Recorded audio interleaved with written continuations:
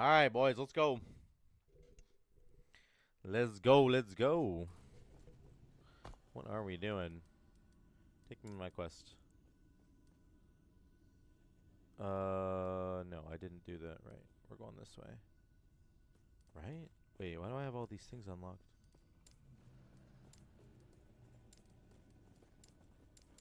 How is this all locked? Huh, weird. Oh well. Oh well. We just got our werebear thing unlocked. Oh wait. Was I supposed to? Ah, it doesn't matter. It's too late now. We go this way. We got werebear unlocked, baby. We're gonna try and do a swarm blade build. The swarm blade.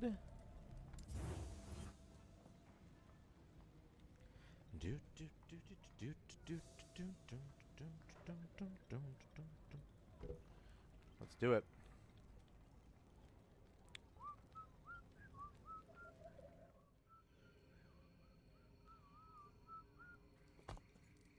Get the music going. So we go werebear form.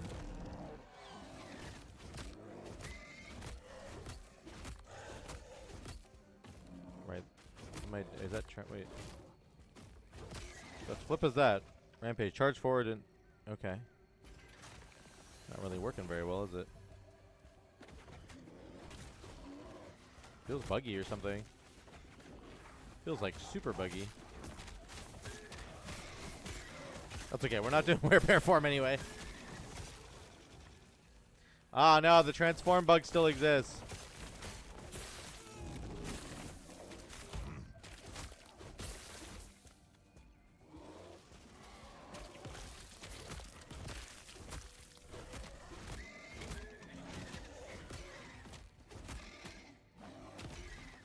Man, the transform thing is like, it's so buggy. Like, look at that.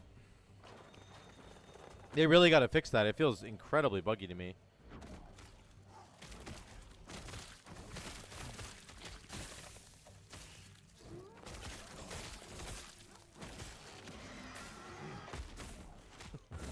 We're going to be invisible forever.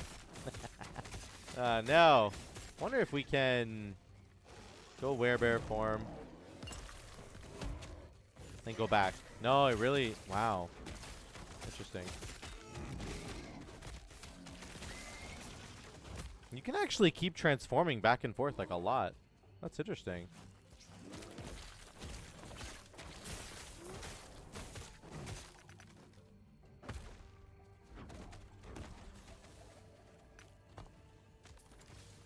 What was I doing with this? Over here?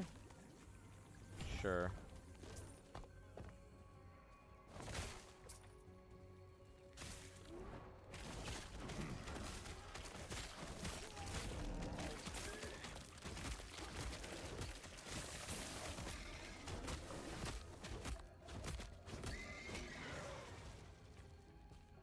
It definitely made werebear look pretty cool.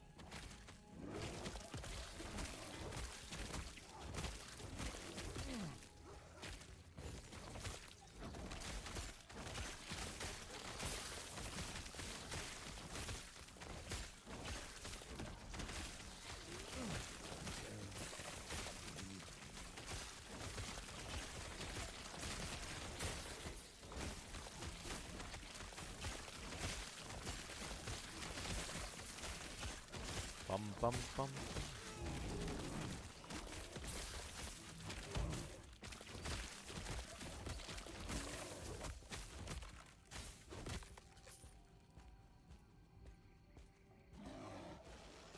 It's so bugged out right now.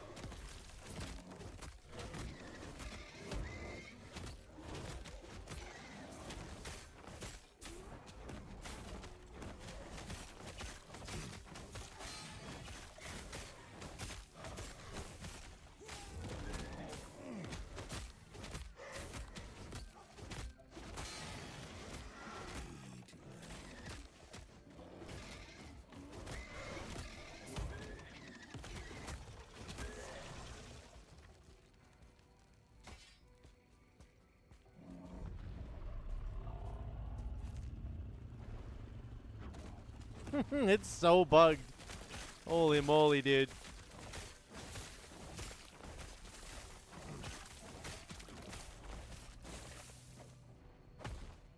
And we're invisible again. I think we're going to be invisible the whole night, boys.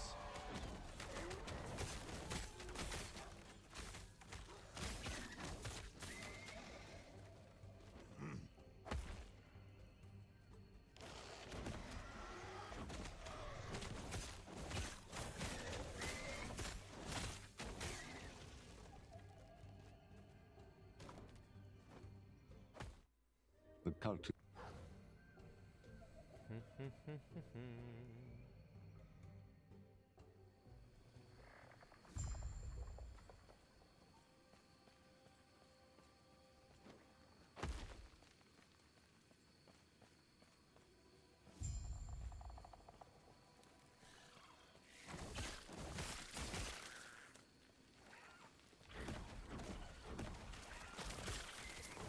Does bear have attunement scaling? It does. Interesting. It doesn't tell me how it scales, though. Would be nice to know.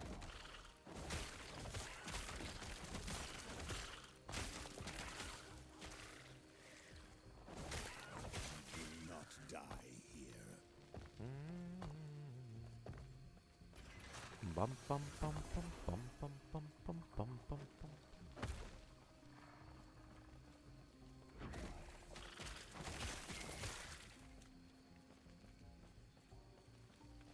I'm assuming the Swarm Blade form has attunement scaling as well.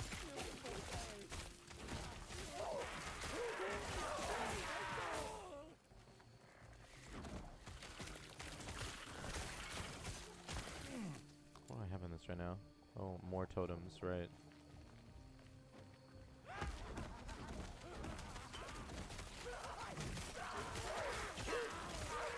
We're basically like a totem dude right now. But that's going to change. It'll change. We just have to get to our actual abilities. I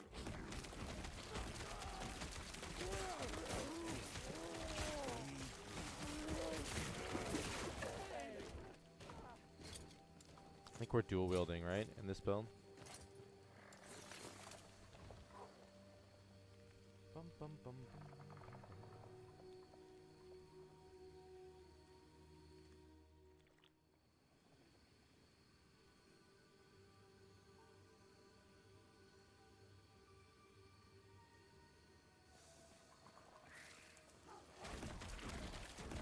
What's the note I'm going to get here? Summons all of them, right? Yeah, okay. It just summons them all in one go. This is exactly what we want. I don't want to have to spend 5 GCDs summoning my totems. That's not fun at all.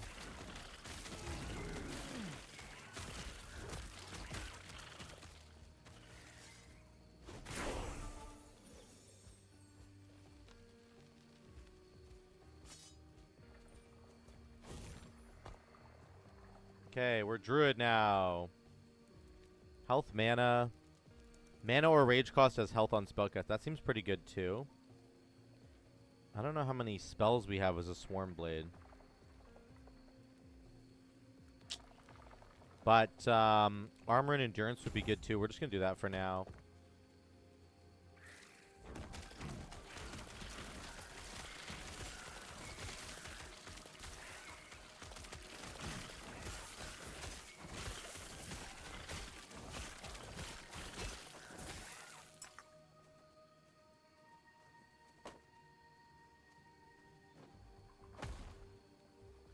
Bum, bum, bum, bum, bum, bum, bum.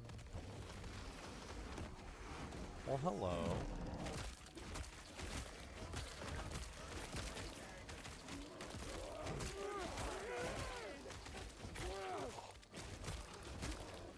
We're a big old bear.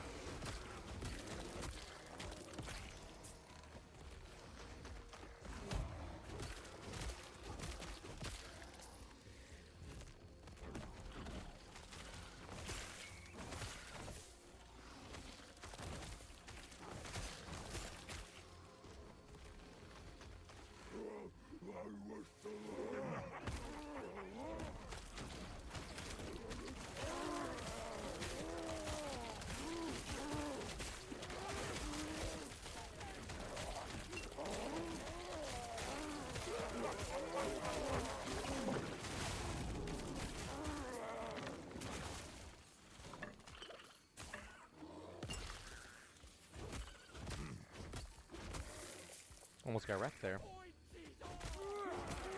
Almost. Yeah, I'm not a huge werebear fan. I guess I understand people who want to play this, but not my jam for sure. Definitely not my jam.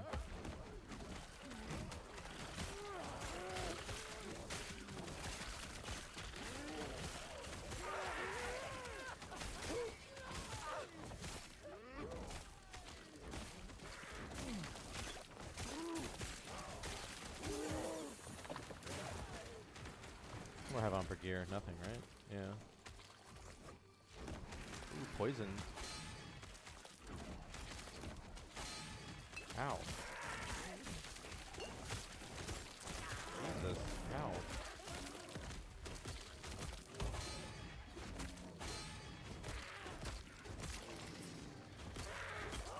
Just got absolutely destroyed.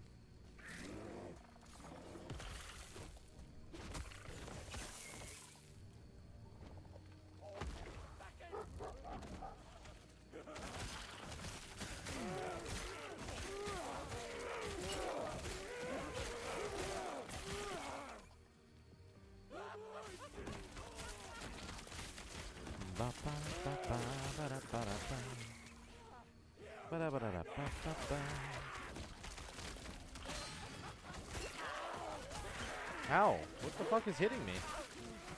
Jesus.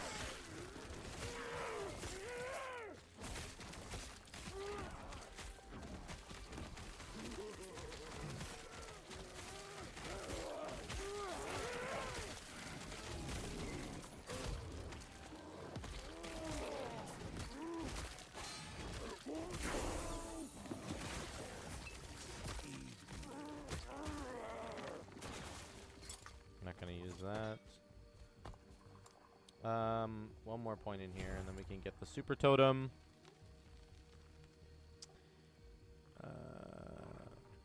Instrument has a chance to consume mana to grant you storm stacks. Interesting. Gives you gain mana per active storm stack to a maximum. Okay.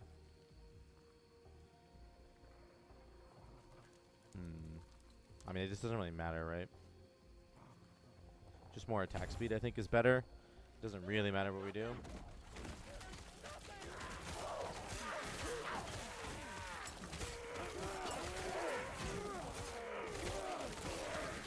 More storm stuff.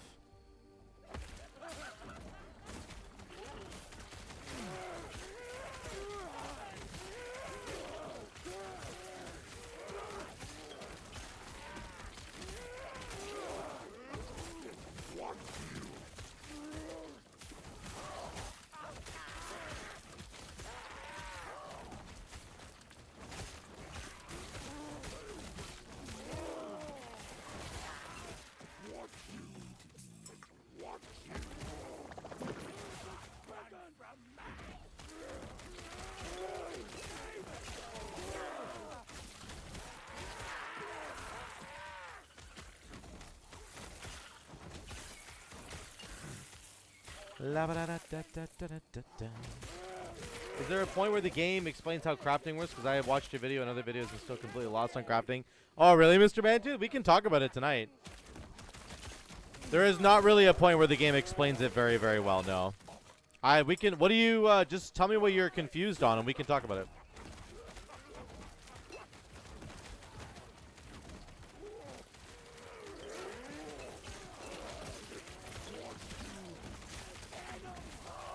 I am down to chat about it, my man.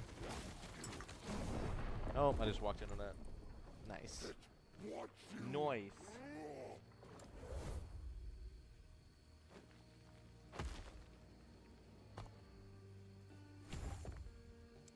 No idea what to do with it because it's so different than anything I've ever used. Okay. We will talk about it. Give me a second to not die in here. And then we can chat.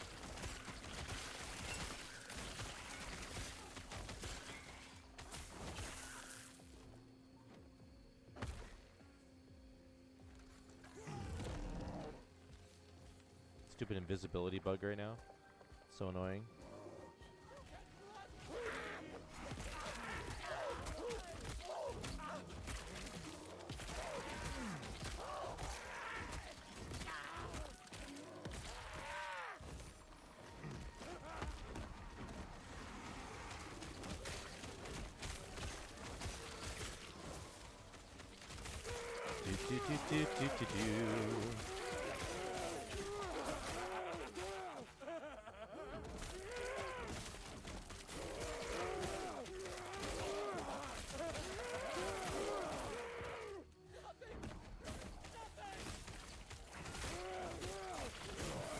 Can't believe we're invisible the whole time. So, Mr. Manitou, let's talk about like the basics of it. Every single item in this game, except for set items and uniques and legendaries, they can all be crafted on. And you should be crafting on gear like frequently. Even in the early game, like at level 5, level 6, you should start crafting right away. It's super important. The coolest thing about this game, compared to other action RPGs, is that you can add whatever stats you actually want to add to all the different items. There are limitations.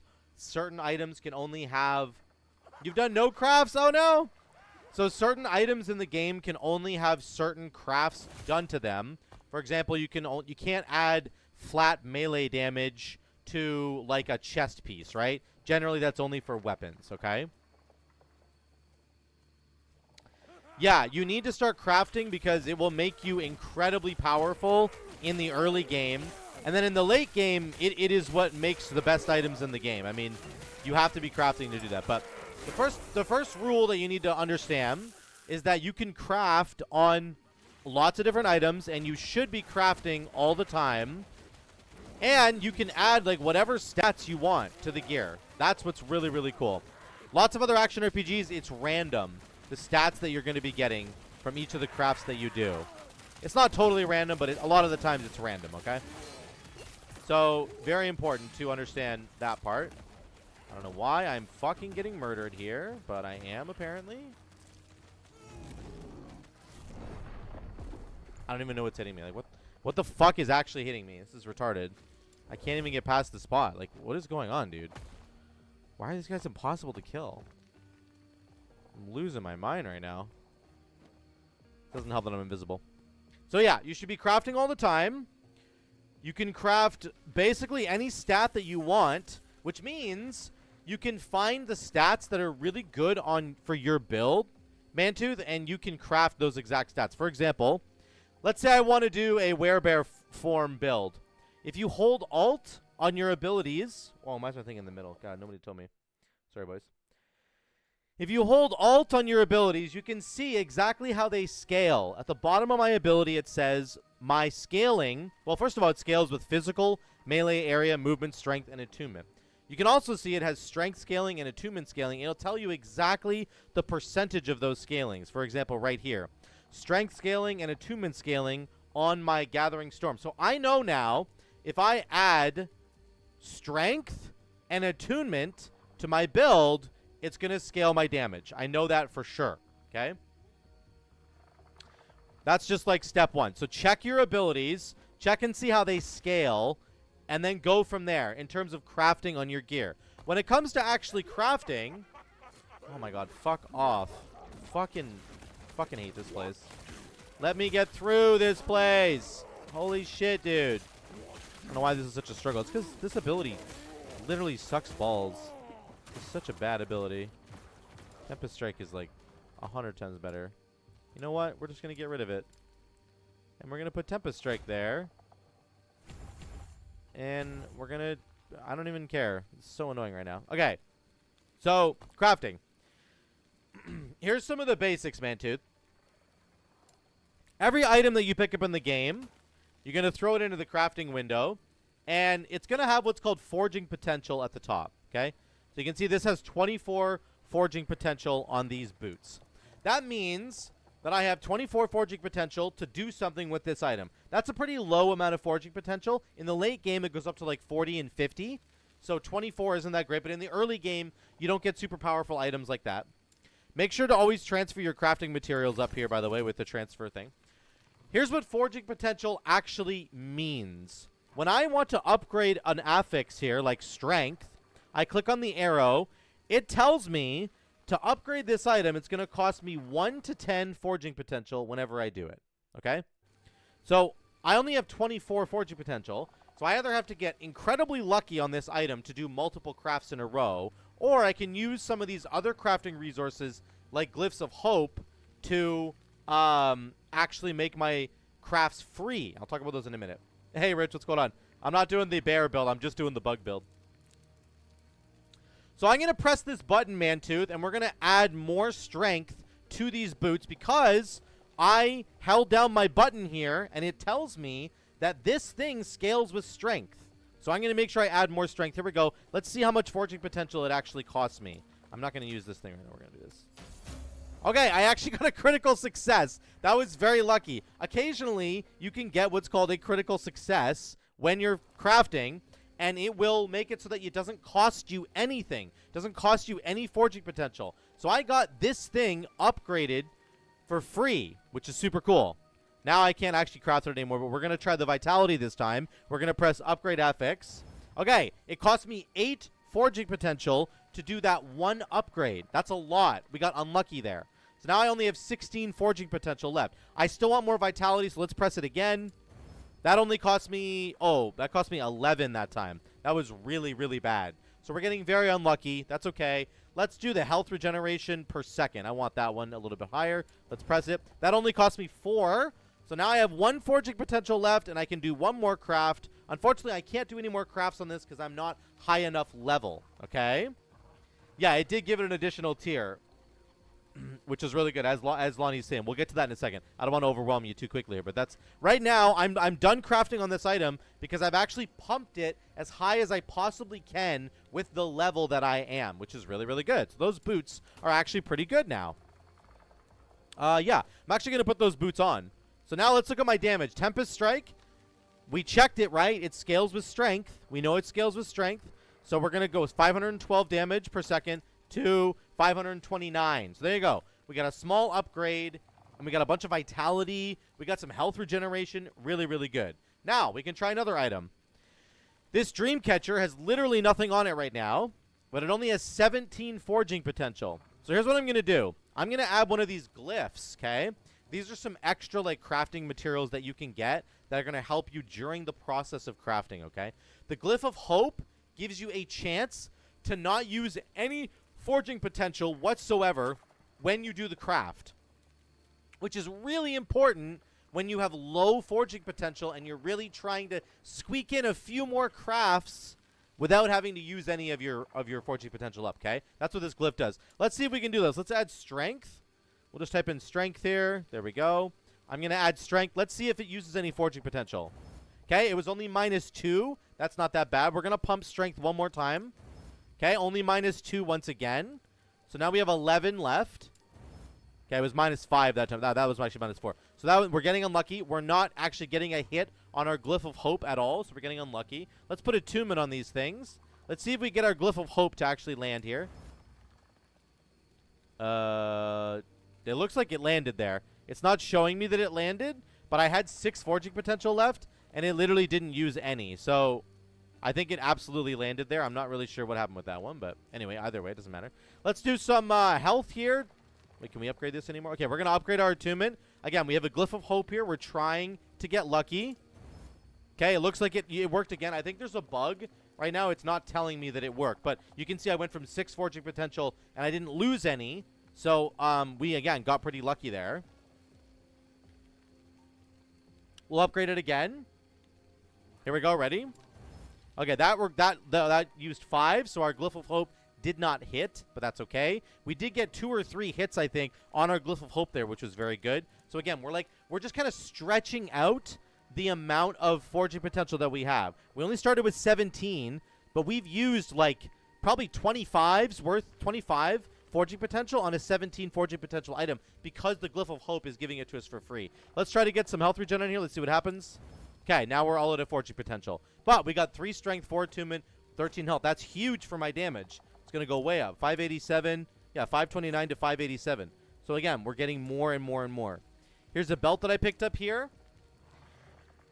This is the basic rule for crafting, Mr. Mantooth. You just pick up items that you're getting as you go, and you upgrade them as you go, and you put stats on your gear that are relevant to your build. Sometimes you're not going to have enough shards to, like, make it work. And that's okay. You just have to keep hunting for more gear. Keep looking for shards. I'll talk about shards in a second, but this is the basic idea of what you want to be doing, okay?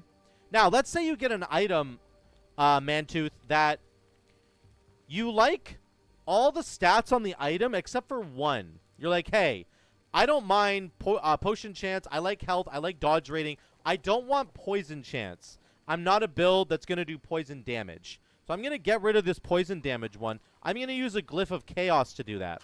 The Glyph of Chaos will give you a random affix in place of the poison damage because I don't want poison damage. So let's see what happens here. Okay, I got cold damage. That's a little bit closer to what I actually do, but I'm still not quite there. I don't really do any cold damage. Let's try again. Physical damage. Boom. That was really lucky, actually. So now we actually turned this belt into something that I really want because I'm actually doing physical damage, okay? That's what the Glyph of Chaos can do for you. It's a really, really cool glyph that allows you to do that.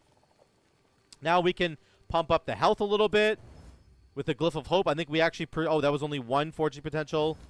Okay, that cost nothing. It actually preserved the forging potential. That was our Glyph of Hope working again. Again, it's bugged right now. This game is, like, super bugged right now. We'll try dodge rating. Okay, we can't craft anymore because we're at the max level. That's a pretty good belt now. Now I can replace my blue belt with this, and you'll see our damage should go up 587, 600. So just from crafting alone, Mr. Mantooth, in the last 3 crafts that we just did, I added 100 DPS, okay? 100 DPS to my build. I went from like 500 to 600 basically, which is really, really crazy. Now, there's something else you can do. Let's say you find this spear, and... actually, no, this is a bad example. Let's do something that has 4 affixes on it. Here we go. Let's say you find this item here. You find this scepter, okay? Mantooth, and you're like, you know what? I don't need freeze rate multiplier. I'm going to get rid of freeze rate multiplier, and I'm going to try for something else. And you go, oh, I don't do void damage either. Shoot, I don't like this item at all anymore. This item is completely bricked for me. It's bad for my build. You can use these runes. You can use a rune of shattering. It's going to destroy this item and give you back a bunch of shards that you can use for crafting, which is what the whole system is based on. It's all based on these shards that you pick up. But you can also create more shards by using this rune here. So we use this. It gave us void penetration and critical strike chance shard. Now I can take this item over here. Nope, it's got 2 implicits. What am I looking at? This one maybe? Is there one that only has... I need something with one prefix. Can I put crit chance on that? Crit. No. That's fine. I'll have to find a weapon or something. Here we go. This is perfect. So now we just got a critical strike chance shard. We got it back from that other item. So now I can put critical strike chance on this item here. So you can take a shard from somewhere else, and then you can apply it to an item that you're looking for, which is really, really cool. You can shatter a whole bunch of different items here. I'm not going to... yeah, sure. I'll shatter this short. We got a bunch of shards right there. I'll put this in. We'll shatter that one. I'll put this one in. We'll shatter this one. You can see all the shards we're getting, right? This is one way that you can create a bunch of crafting shards for yourself. The other way is, of course, to pick them up off the ground. That's the other way. That's the main way that you're going to do it in the early game. I mentioned the implicits, too, as each build prefers some set of them better to forge. Sure, yeah. All the items in the game, Mantooth, have different implicits. And by implicits, I mean the numbers that are on at the top of the item. So you can see this spear, for example, has plus 26 melee damage. That's the implicit for this spear. If you look at this wand, it has plus 6 spell damage, minus 3 mana cost. That's it. That's the implicit for that one. There's so many different implicits in the game right now. There's a ton of them that are really, really interesting. You need to find ones that are really good for your build in particular, okay? That's how you're going to maximize your damage. But basically, Mantooth, as you're going through the early game especially, you need to find items that you're going to be able to craft on. And they have to have forging potential, like this sword. I can try and upgrade this sword right now and say, let's get more melee phys. Oh, I can't do it right now because I'm too low level, so I have to wait. I have to wait a little bit on that one. But this helmet I can probably upgrade. The attunement can go up. The strength can go up. There we go. Then we're going to add some suffixes here, some more defensive stuff. Here's what you can do, Mr. Mantooth. I can look at my resistances, and I can say, hey, I have 0% fire res right now. So here's a helmet. I'm going to put some fire res on it because I need to get some fire res. Otherwise, I'm going to start taking crazy damage. And you know what? Right now, I seem to be getting my ass kicked by void damage. That's what these guys that are killing me right now do. Let's put some void resistance on this thing. And then we can be a little bit tankier. Let's try to pump it. I have one more forging potential. Let's try again. Okay, we're all at a forging potential. But now I have a helmet that is way better than what I had before. It's got more attunement, more strength, and now I have a little bit more void resistance as well, which is going to help me right now in this particular zone.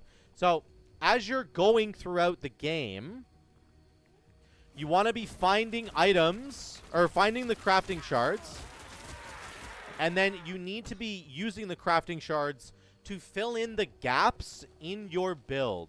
Whatever gaps you have, if you're missing damage on something, if you're missing a resistance, if you're missing life, like you're just really low on health, you can put some health on your gear. You can put whatever you want on the gear that'll help shore up those weaknesses that you've got. It's so important to do that. If you don't, you'll just end up going through the game really, really, really slowly. And you really just don't want to do that. It sucks to go through the game super slowly. Let's see if this hatchet is worth anything. Okay, this hatchet might be worth something now. I've got a hatchet on right here. 5 melee void damage, 11 melee fizz. This has melee lightning damage and melee void damage. Those are both fine. We can pump those a little bit. Try and pump them again. There we go. That's a lot, actually. Chance to poison on hit. I don't really care about those right now. We're just leveling. Let's see how much more damage we get out of this. So now I have this hatchet. These guys would leave me alone. Here's my hatchet. Primal Tempest Strike does 633. Now it does 727. I just added 100 more DPS by finding an item on the ground and crafting on it right away. Okay? That's how insane that is. That's how powerful that is. Now my damage is way better. I'm not dying to these guys anymore because I'm actually doing damage.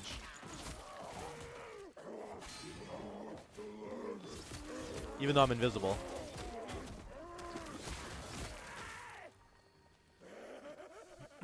So that's kind of, that's the very, like, a very, very intro version to crafting Mantooth. There are, there's a lot more to it, and I would highly recommend that you take a look at things like runes and glyphs. So see what all these glyphs are going to do for you, and then check out all these runes and see what all these runes are going to do for you, because they do all kinds of different things, and they're very, very cool, very helpful. But basically, you want to be crafting all the time from, like, level 5 onwards, I would say. You should start crafting. Just add, especially stats. Stats are really, really big in the early game. For example, attunement. Attunement for me is a really good stat as a primalist and as whatever, like for Tempest Strike and for my totems and for my transformation stuff. Like attunement is just a really, really good stat. So I've crafted attunement on all my gear basically. 4 attunement there. Strength is good too. Oh, I have nothing on that ring. There's 4 attunement there. 4 attunement. I thought I had attunement elsewhere. I need to start crafting more of it, but you get what I'm saying. Can I put it on here? Oh, I can. There we go. That's what I meant to do. Attunement. There we go. Oh, it's got no forging potential. Never mind. But yeah, you want to keep doing it as much as you can because you're going to keep getting lots of items.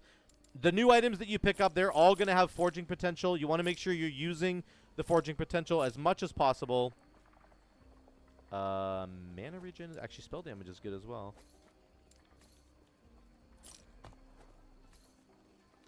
Let's get as much mana regen as we can. I need so much mana regen right now. Oh, wait. Can I get mana? More mana? Mana regeneration. Let's go. Oh, no, it's that one. Okay. So we can't get any more mana as a suffix. What can we get for suffixes? Probably need more fire res.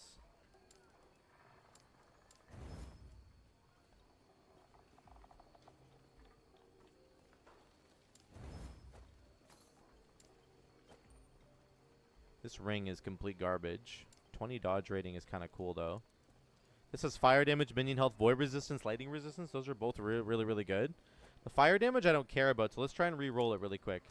Let's just... Actually, minion health is what I really don't care. Actually, they're both bad. If you have 2 affixes on an item that are not good for your build, I would say it's a trash item, basically. Look at this. Attunement. Here we go. So minion health I can re-roll. Spell damage is actually fine for my build. But we're going to buff the attunement. Because like I said, all my stuff scales with attunement. So let's buff this. Okay. And then let's just get some more Ellie resists. Okay, that sucked all of our forging potential. That's too bad. But this ring now has 27 spell damage and 4 attunement. And the ring that I currently have on has nothing. Right? 740 to 790. We just added 50 more damage per second. So just, it's such a critical part of the early game, and it's such an important part of the late game as well. You just need to be crafting all the time. You must be crafting all the time. I'm reading Lonnie's message. There's also, in terms of getting more shards, Mr. Mantooth, you can always grab runes of shattering from the vendors. They're very expensive, though, in the early game. And I would say, like, just be careful how much money you spend on these things. But runes of shattering are a way of getting your stuff back, as I showed you before. That's how you get a bunch of shards back from items that you already have. But it's very it's just a lot of money. It's a lot of gold to be shattering items in the early game if you're just starting a new character and you don't have a lot of gold already. But yeah, Mr. Mantooth, that's like a... That's kind of like a basic introduction to crafting. And you should just keep experimenting with it and see kind of how it goes. Is that a chest? Hello? But if you have any more questions, let me know. I'm happy to help. Happy to discuss it more.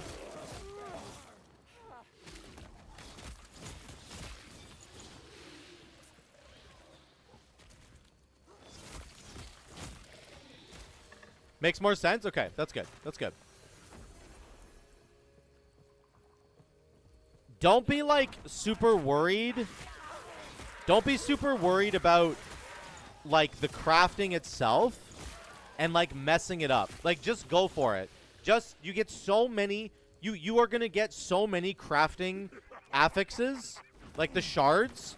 Don't worry about messing it up and spending too many of them. I promise you, you're going to get a million of them. Just craft. Just start crafting. Craft as much as you can. Those are the shards, by the way. I just had 2 drop right there. Void resistance. And there's a rune of shattering. That's a $2,000 item right there. If I buy it from the vendor. So runes of shattering, that's a crazy pickup right there. But yeah, I would encourage you just make sure that you're always crafting. Do not stop. Because it'll just buff your damage tremendously. It is incredibly strong. Like, I'm just smoking these guys now. I'm just destroying them now. I wasn't before. I was getting wrecked before.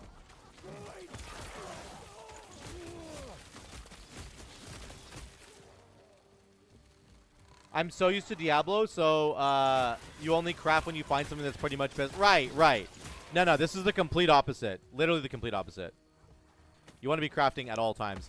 And in Diablo is awful because it's like all you can do is replace one mod for another mod, but it's random, right? Like, Diablo is just so brutal, man. The enchanting system in Diablo is really bad. It's really fucking bad. It's random. It costs way too much to do it. It's just not a good system in any way. This one's like deterministic. Right, it's deterministic. You can pick the stats that you want. You just have to worry about the forging potential and, like, be careful how much you're using it, right? But that's all. That's all you got to do. So I just think it's so much better than the Diablo system.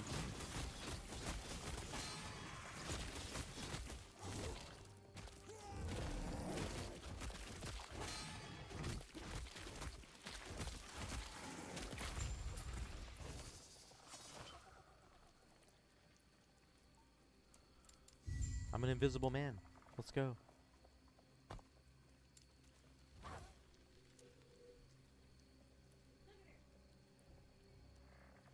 What? She's up there. Uh-oh. She's coming down. What's she gonna do? She's looking for it.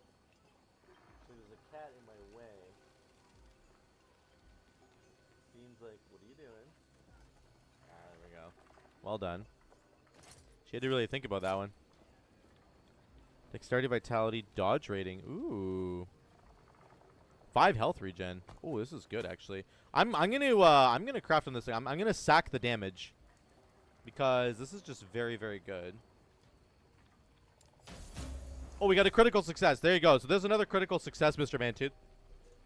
When you get a critical success, it just, again, it means that it didn't cost you any resources to do it. You save that forging potential, which, again, think of forging potential as like we're just stretching out our ability to craft on this item. You have a limited amount, but you can use some of these tools, like a glyph of hope, a critical success, yada, yada. That'll stretch out how much you can craft on this item. It's really exciting when you craft on something and you keep getting hits. Like, it is so fucking cool when that happens. Let's get vitality. Okay, so now this sucker's really good. We're gonna lose a little bit of damage here, 790 down to 761, but we got so much dodge. We got a lot of dodge. We got a bunch of vitality. That's awesome. Our dodge went from 45 to 114, 116.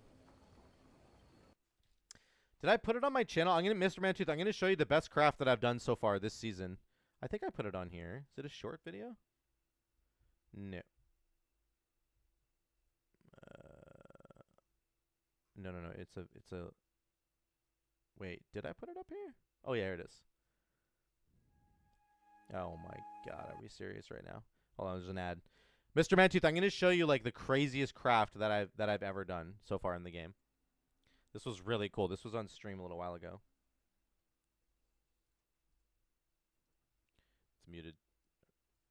Is it muted? There we go. Sure, let's shatter it. Fire damage. Very nice. Oh, flat melee crit. Holy cow. 161 crit multi? Damn, Yeah, this thing is really crazy. But what's crazier about this is what happens when I start crafting. Critical strike chance goes to 43%. Oh my god. So I guess we just take the 260% and we add 161? Man, is this like terrible or is this good? This thing seems... So this is pretty crazy. So right away, Mantooth, this trident has damage over time on it. I do not want damage over time on this build at all. So I needed to get lucky like straight away. Insane to me. We'd have to rip the damage over time. So we use the glyph of hope. I'm ripping it right now. Oh, it did cold damage. And we got incredibly lucky. That was very lucky to get that on the first try because, like, again, it uses forging potential. So the more times you try to re-roll something, the more forging potential you're going to use. So I got it right away.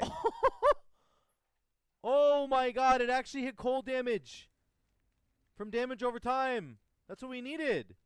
That, like, might make it good. Stun chance is kind of okay. Holy cow. So now I'm trying to figure out what to do with it. Our reses. So our lightning res goes in the toilet. So I think we kind of need to put lightning res on it. Maybe we can just do something else, though, for now. Attributes? Cold pen. Attributes here. So I put attributes on it. Oh, it didn't use any forging potential. And you can see in the bottom left, like, it's kind of hidden here, but you can see it didn't use any forging potential because I had a glyph of hope on it. So we got lucky, like, on the first one there. Oh, okay, hold on. Okay, you only used one. Okay, we do cold damage now. We're slamming cold damage till we get this. Didn't use anything? Didn't use anything? 3 in a row? It did 3 in a row. My glyph of hope hit 3 in a row, which was insane. Again, like, criminally lucky. It did 3 in a row on the glyph of hope. It didn't use any materials. Holy, it's now 151% cold damage. 151% cold. Okay, now we just slam the attributes. It's, oh my god, it's going crazy. That was 4 in a row. 4 glyphs of hope in a row. Okay, 5 to all attributes. We might as well just max the stun chance. Let's try and... So now, here's a more advanced part of the crafting, Mr. Mantooth, something that you're going to do in the late game, okay? This is called the Glyph of Despair. It has a chance to seal an affix instead of upgrading. And what that means is it'll move that affix to, like, its own little area, and then it'll free up that slot, and then you can put another affix on it. So most items only have 4 affixes. This sealing thing means you can have 5 on the item. move the stun chance if we can. I should have done the attributes. This is not going to work, but we're going to try it. This is Glyph of Despair. It can seal the affix instead of upgrading it. It's not going to work, but let's just see. Oh! Never mind. It actually did it. There's a very low chance that it will work. Holy cow. So, again, I got lucky. Again. This thing is insane. Now I can we put get to add another property to it. Now I can put something else on it. Oh my gosh. This is so crazy. And then I think I do lightning. I or don't even know cold what I pen. want to add. No. I think we want cold pen. I think I do cold pen. Yeah. Cold pen and minion cold pen. Yep. Okay. We have 5 forging potential left. Surely this is going to be it. Okay, that was it. So now, yeah, this item But is really, still, really this crazy. thing is nuts now. The item is really good. Oh, it's really good. And my crit just went through the roof. Yeah, so that's an melee- example. That's an example, Mantooth, of like a late game sort of crafting situation where it gets really exciting because you keep landing like Glyph of Hope after Glyph of Hope after Glyph of Hope, and then your Glyph of Despair actually lands instead of just like not landing, and like you hit a Glyph of Chaos and it turns the item or the one affix into something that you're looking for. I mean, there was just so many cool things that happened back to back there that made it really, really exciting. So this is what makes the crafting system in this game so much better than other games, because you're able to put stats on gear that you want to, and then it's really exciting when stuff starts to come together and you're landing all these freebies. It feels so good, man. I can't tell you how good that feels.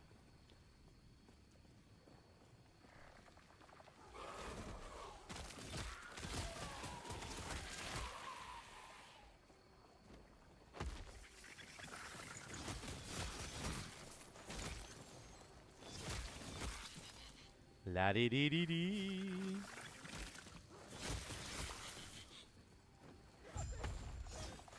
Yeah, you should be crafting for a bit. It's okay. And Mantooth, if you craft something like really big, like throw it in the Discord, and we can show me what you'd make, because it's a lot of fun.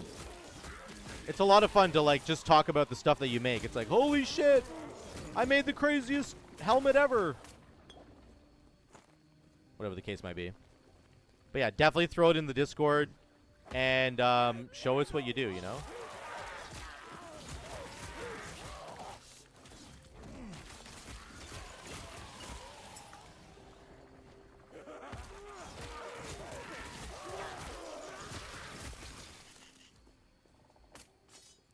Brown now now now now now.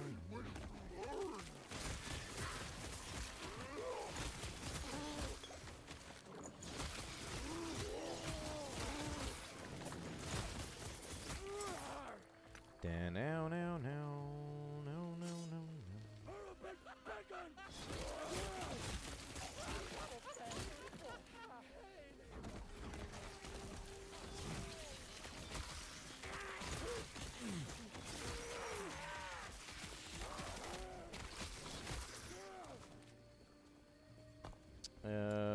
This needs to get one of these.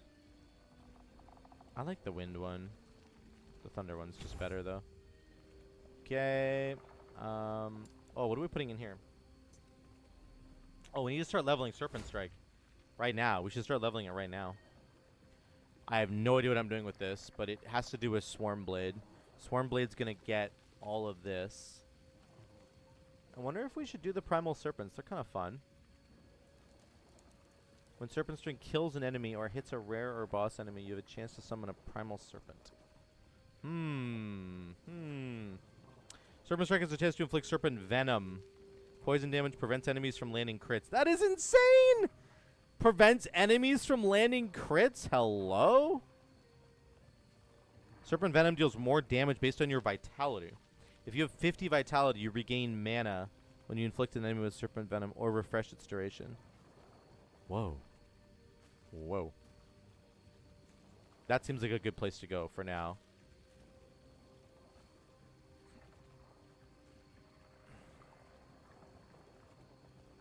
Okay. Stack of Constrictor. When you use Serpent Strike, all stacks are consumed. Causing the attack to do it now because I'm not going to be using it. You stack a Constrictor also grants Serpent Strike additional poison chance. I'm not going to be like, I'm going to be pressing this button all the time, so. This is like if you wanted to make Serpent Strike like have a cooldown, basically. Yeah. But we could put 2 points into it and then go the lunge and then get this one. When you lunge forward with something, Primal Scorpion, it casts its companion ability, Venom Nova, twice. Oh. I don't know if that's good yet. We're just going to go down here.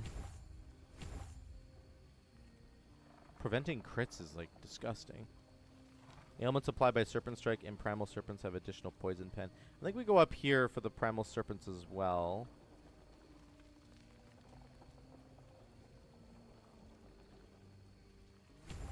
We're not going to use this ability right now anyway. It doesn't really matter. But.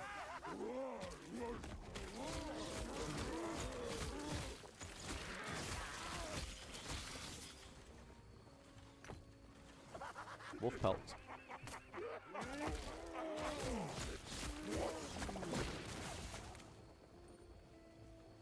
Down, now, now, now, now, now, now, now, now.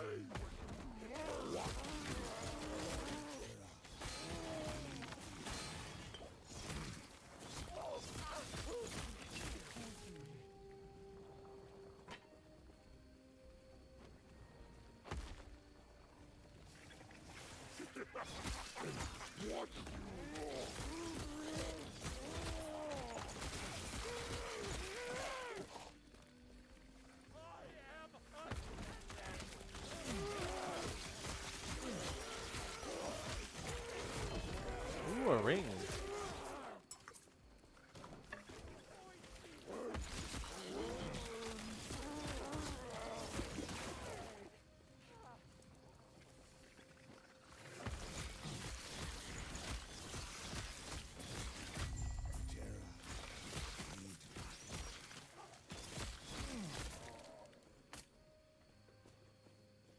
Down we go.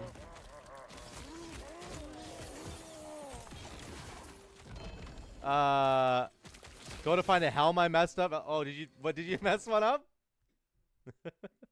What'd you do? That's okay. That's how it goes. You gotta learn. That's perfect.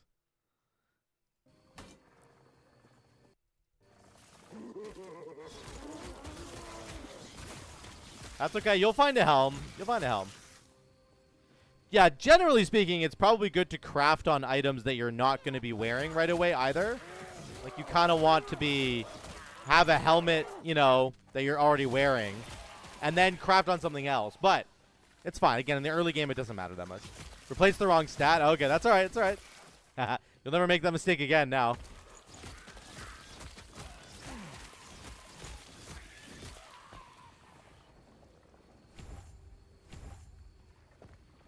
Maybe we just do Spriggan Form. What does Spriggan Form do for us?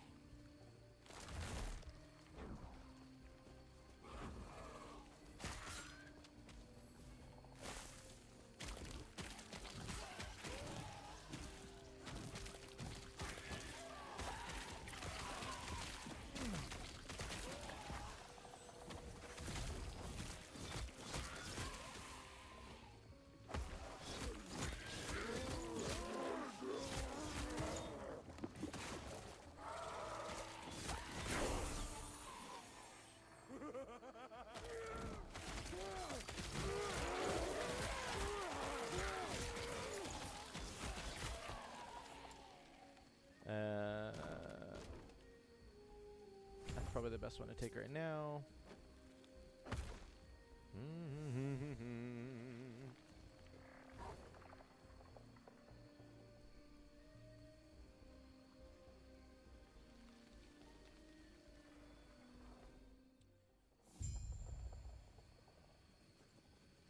Do, do, do.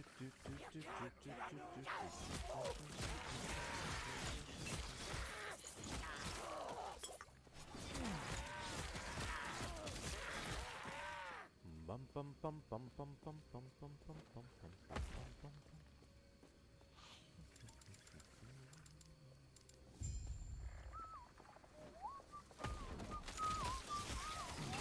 Oh, we get super totems now.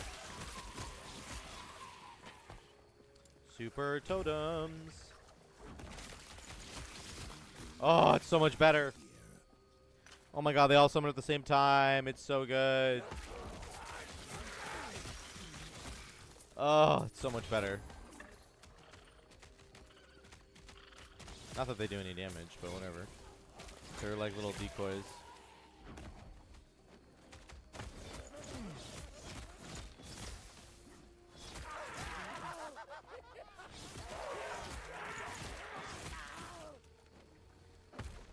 Bum, bum, bum, bum, bum, bum, bum, bum, bum,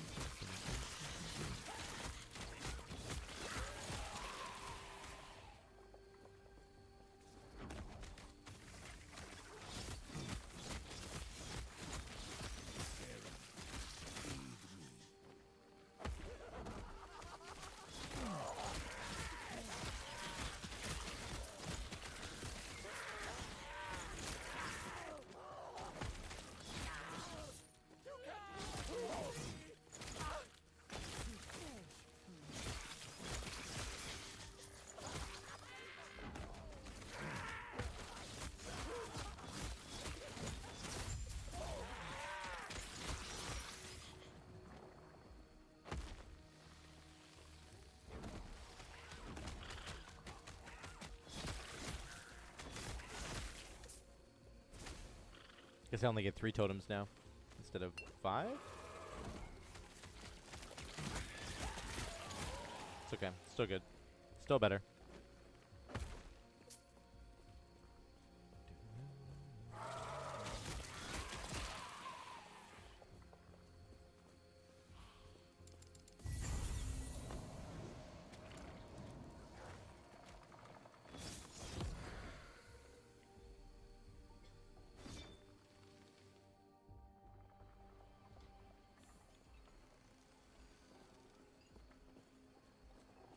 Hmm?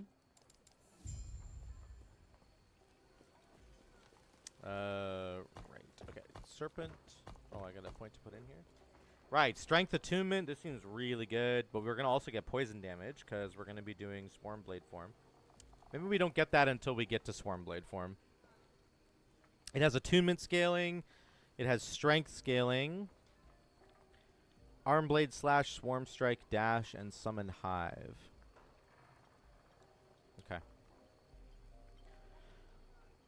I think we just go attunement for now. We're going to need to do both of these nodes, I think. Claws of the Forest and Night. But for now, we're just going to get stats that actually help us. Farewell. We're going to buff this.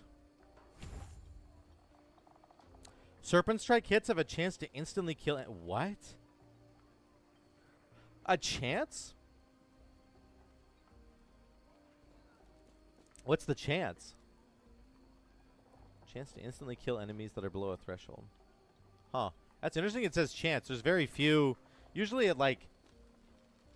It doesn't have a chance. Usually it, like, is guaranteed, but the threshold isn't that high.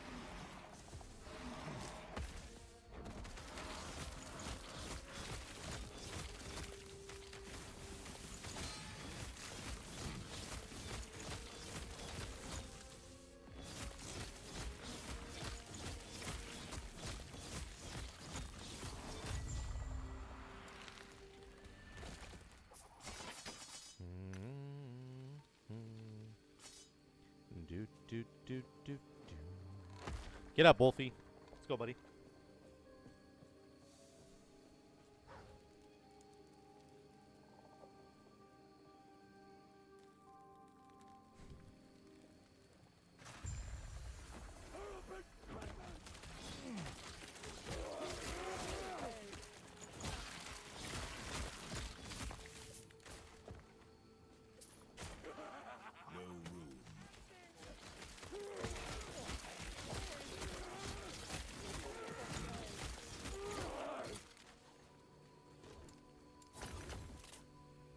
Oh, Weaver's Will Shield. Interesting. What does Golden Aegis do?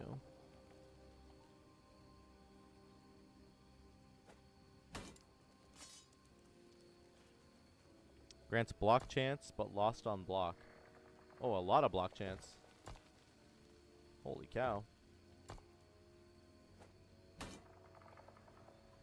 That's crazy.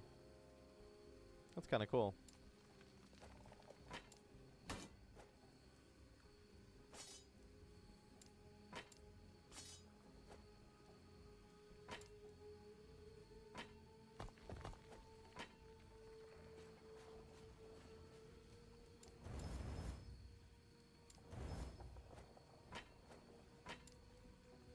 Alright, lots of damage now.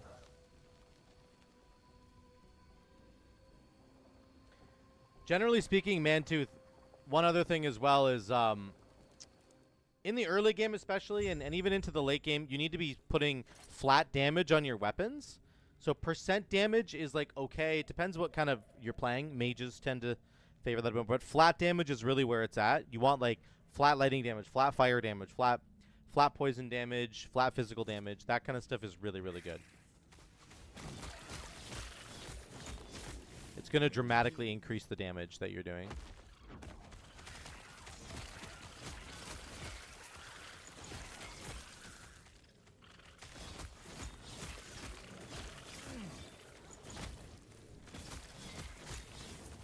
Does percent scale with higher levels? Yeah, percent's better.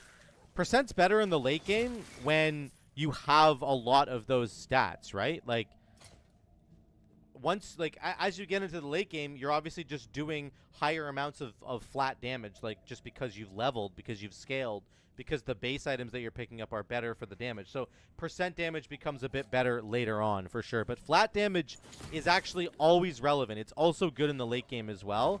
But percent damage definitely gets a lot better in the late game. But percent damage is pretty bad in the early game.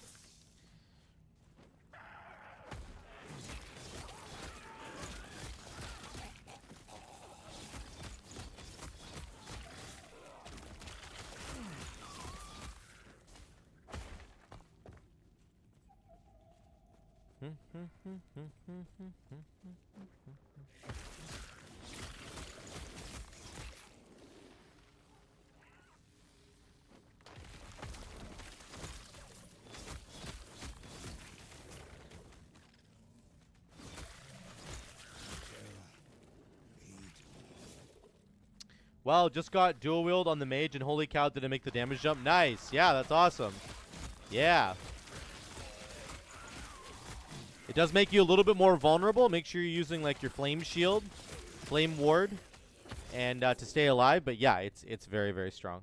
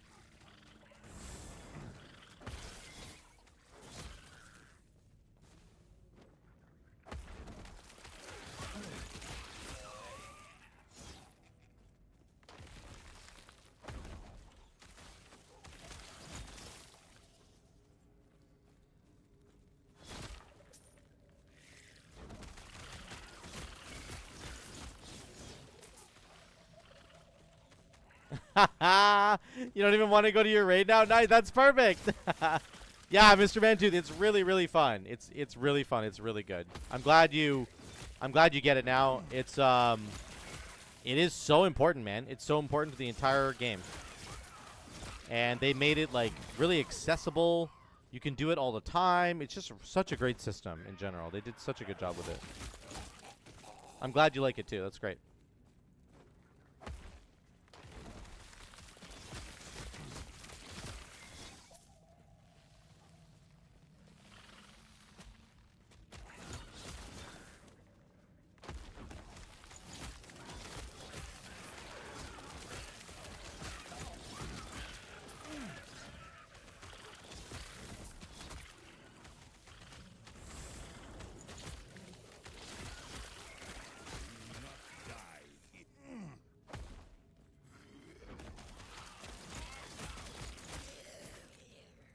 Bum bum bum bum bum bum bum bum bum.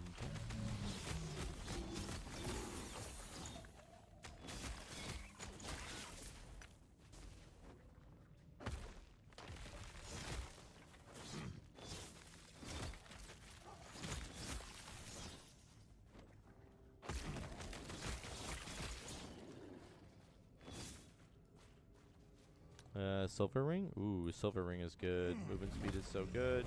Got a high roll as well.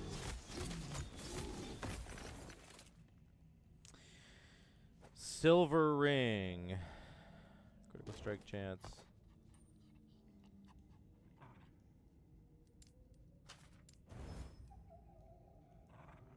Nope. Nope. Sure. Pretty good actually.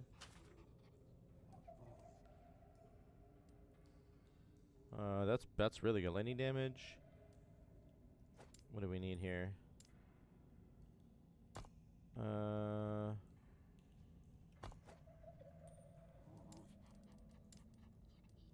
Can't craft on it at all. Wow. Okay. That was 888. Okay, it goes down a little bit, but we get more movement speed. Movement speed is so good.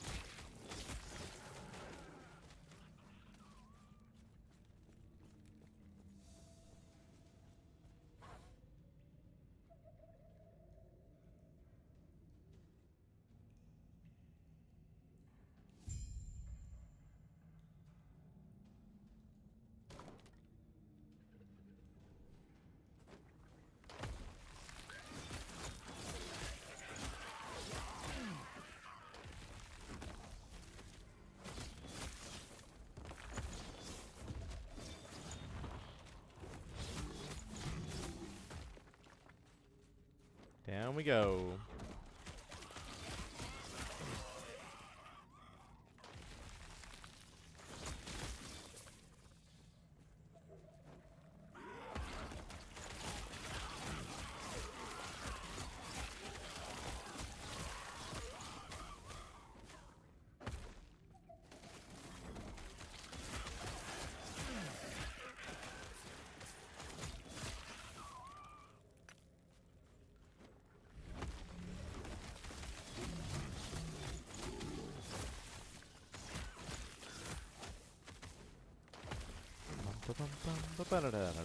Okay, so we need to be putting points, of course, into Druid. How many do we have into Druid right now? 7. So we need 3 makes 10, 15. We need 18 more, right? Man, 18 more points. Holy cow. Okay. We'll get there.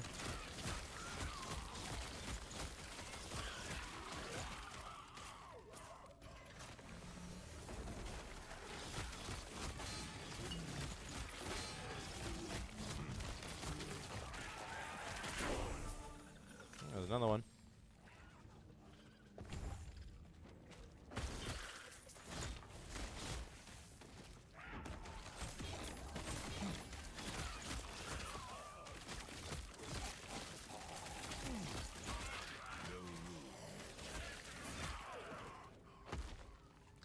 Ba-da-da-da-da-da-da-da. Is there really no way to get over there? No way. There's got to be a secret there.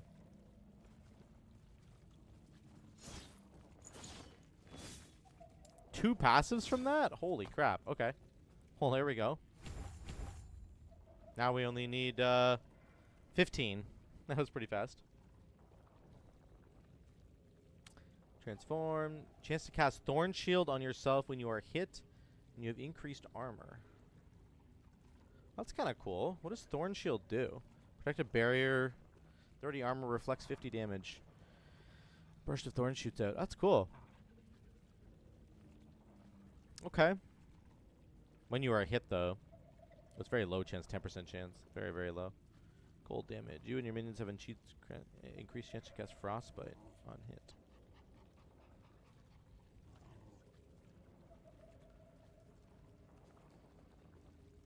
Increase healing effectiveness for you and your minions. When you directly use a spell or movement skill, you cast a Terra's Blessing on a nearby minion or ally. Interesting. That's pretty cool. And you have a chance to summon a healing totem when you are hit. 3 points. Attack and cast speed. Increase the attack and cast speed of you and your minions. You've increased movement speed while in Spriggan form, and your summoned Spriggans have increased movement speed. I'm not going to be in Spriggan form. Dang it.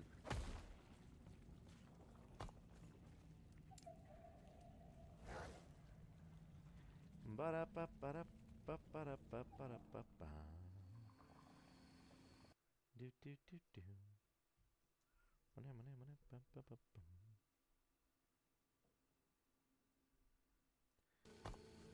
I actually need to go to this town, I guess. Council chambers first.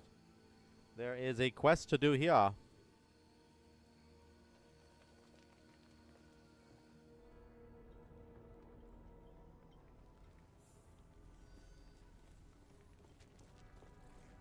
May a terror smile upon you.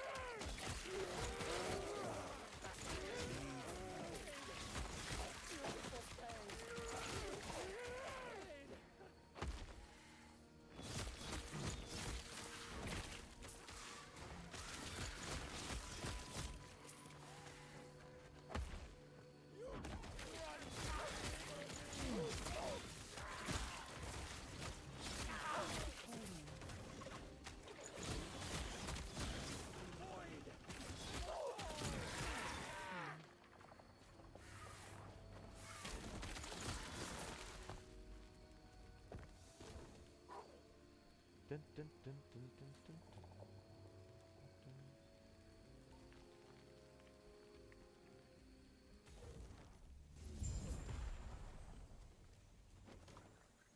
Dinosaur killing time. Dinosaurs need to be killed. Dinosaurs.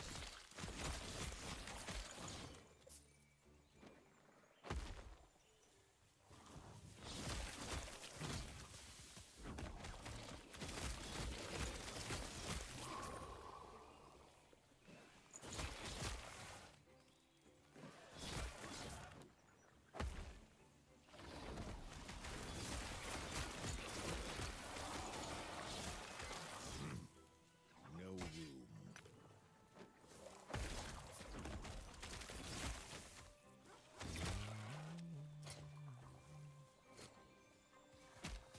No room.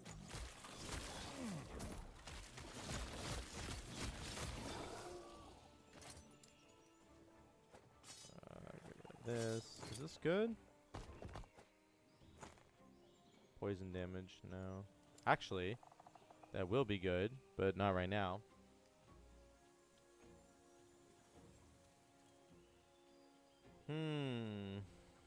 It's not good right now. But it might be good later. It's probably going to be too late by the time we get there.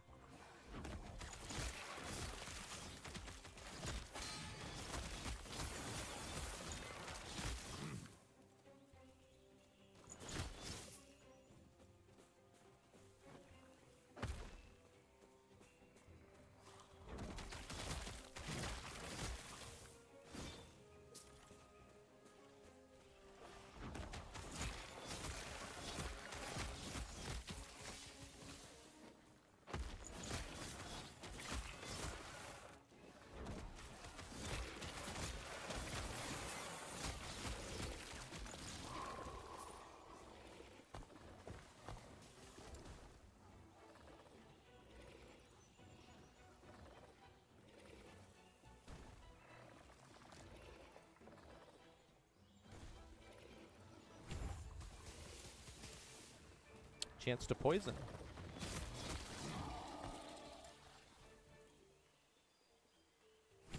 Should be free now, right? Oh, it costs 4 still? Yeah.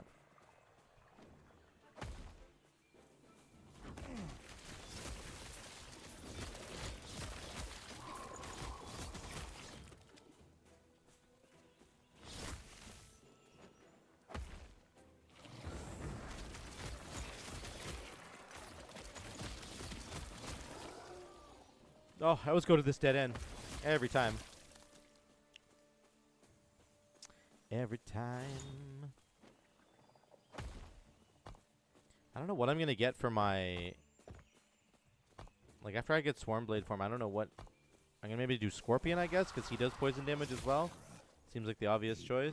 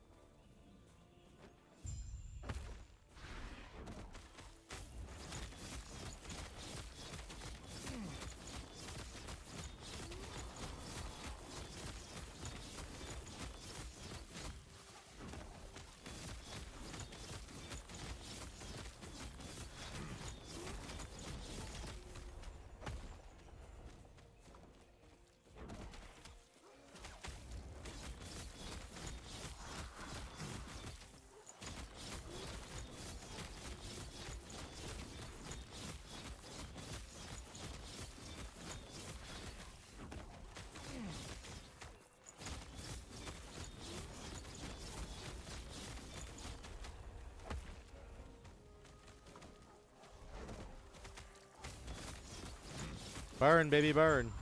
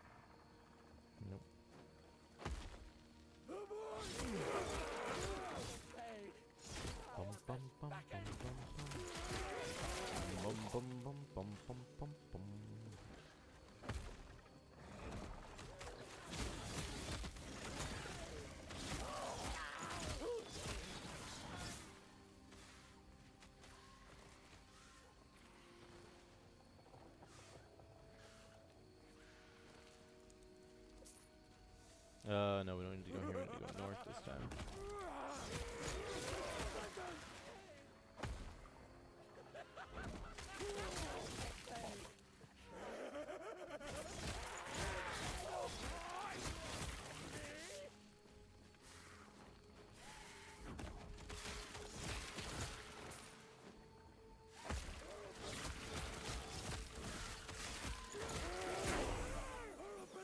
Another passive point. Throw it into Druid. Get closer to Swarm Man. Ooh, Rage Decay. Oh, that's so good. I think we just want to stay in bug form forever, so that's probably helpful.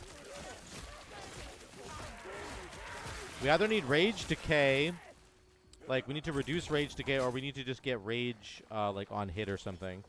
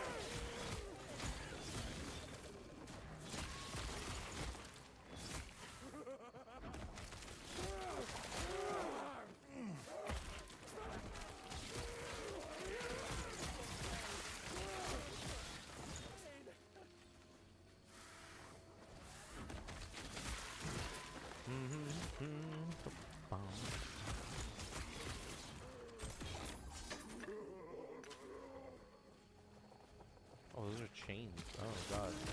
I realize that. They're massive chains.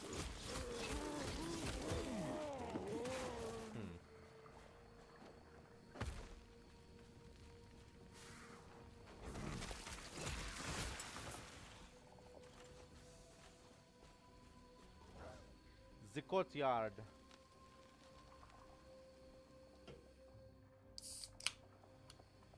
Hey Cam, what's up, buddy?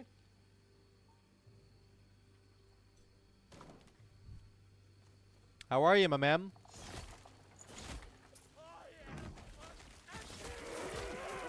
How's it hanging?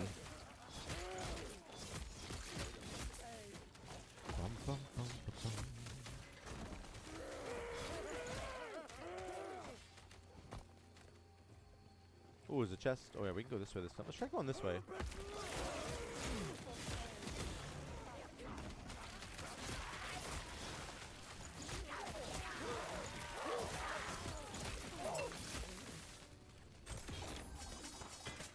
Oh, it is a dead end to go this way. Okay. Good to know.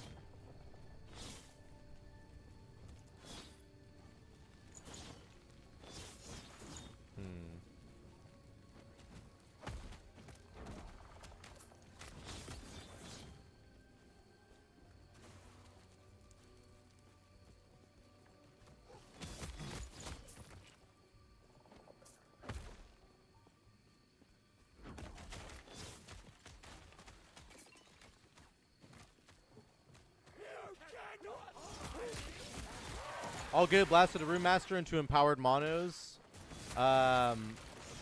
Full Lightning plus cast speed build. Destroys everything. Very fun. Nice. Cool. Slow to start. Yeah. That's cool. That does sound fun, though.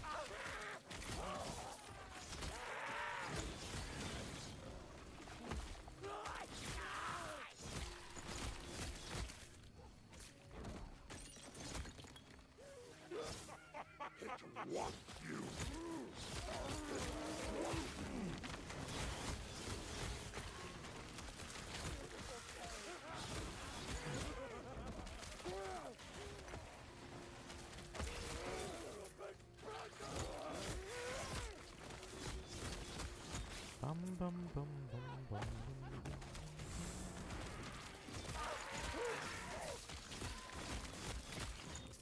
No room.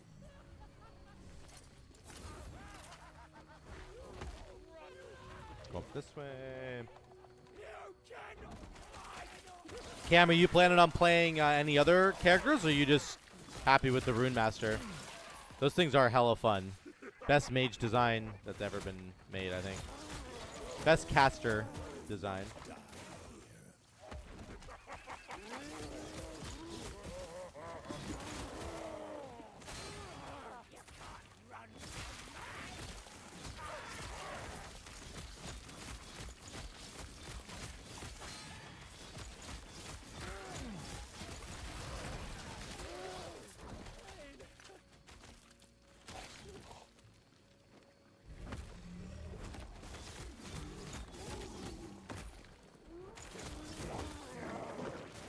This is the other secret room, eh? Been playing for 3 years in early access. Have leveled everything. Ah, okay. Yeah. I played for a long time in the early access too, so I totally understand. If you guys don't know, there are secrets in this game. I've discovered a few of them. This is another one here. You can see this kind of lights up when I scroll my mouse over it. This is one of those secret rooms if you've never seen it before. It never really has anything in it. It has 3 chests, and 2 of them are like... 2 of them actually do have something in them, but one of them doesn't really have anything. So it's sort of confusing. I don't know why this area exists, to be honest.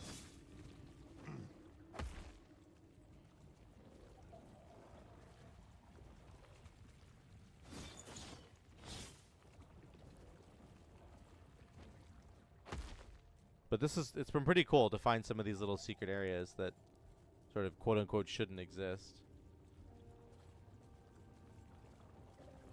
There's chest number 1.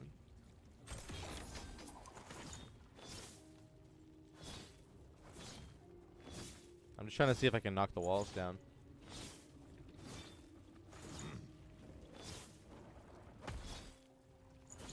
Here's the 3rd chest, but we're not going to get that one yet. We're going to grab the other chest first.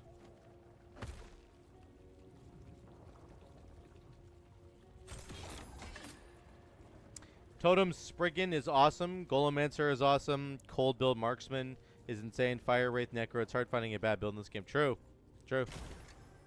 And of course this thing kind of bugs out again. Anyway, it doesn't matter. Guess there's nothing in this area. Unless there's a way to like...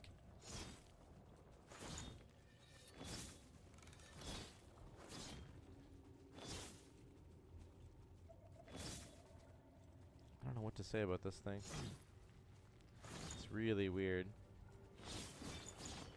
That light coming in is really cool though.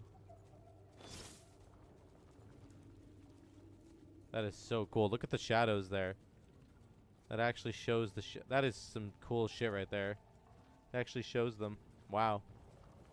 Move this back over.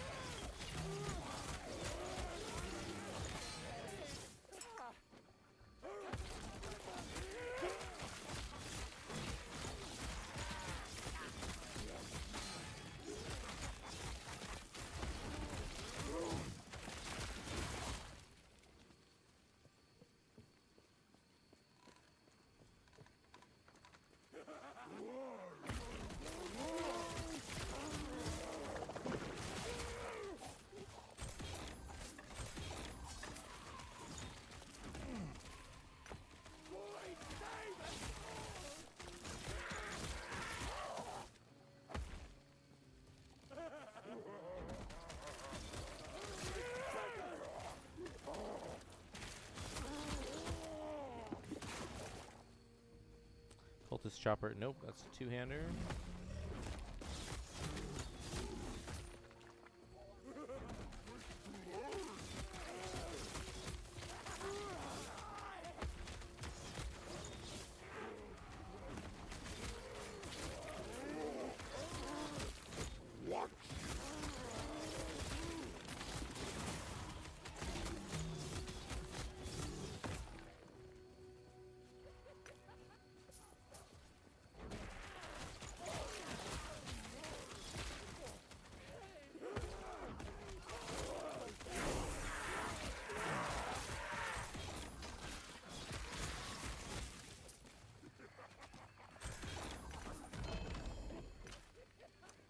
Ooh, that's a good belt for us, actually.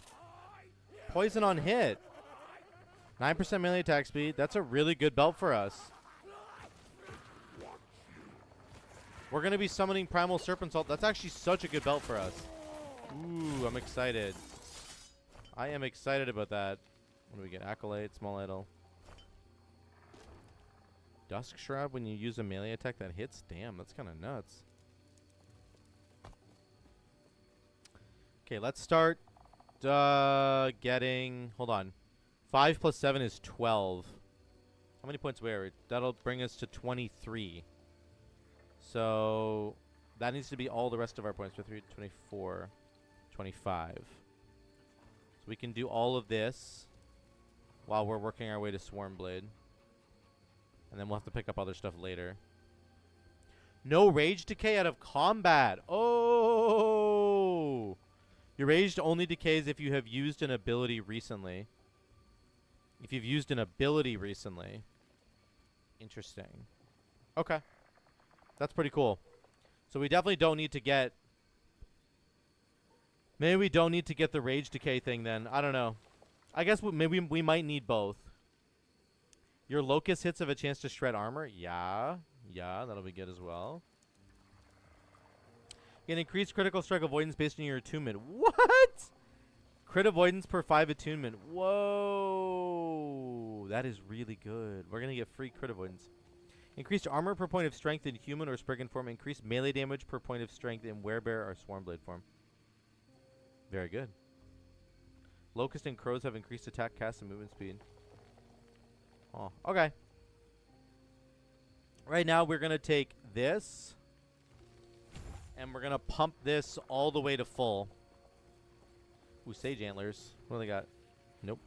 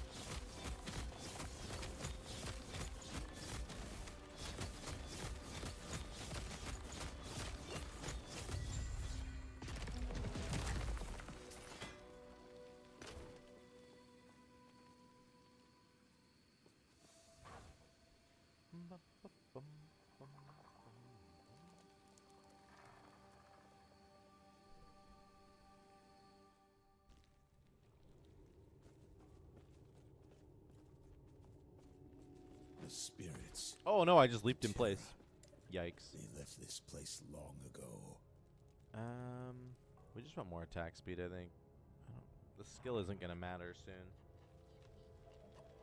We're going to be switching over to Viper, so it really won't matter.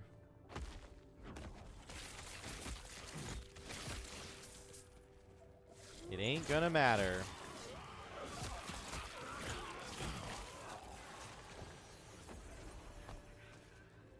I'm not sure if it's worth us putting points into Scorpion, into Beastmaster to get Scorpion. It probably is, but I'm not sure yet. It will be eventually. Maybe it isn't right now. We're definitely going to need to do it eventually, though.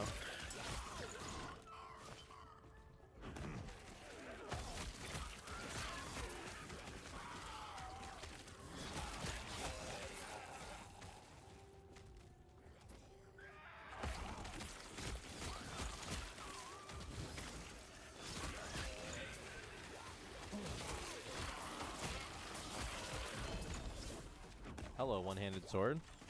Humming bee. Ooh. Melee attack speed, movement speed, ward on melee hit.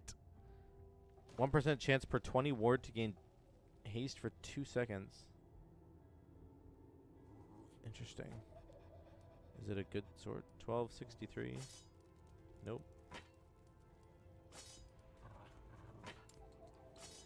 It's still not that good. 24% attack speed is kind of nuts.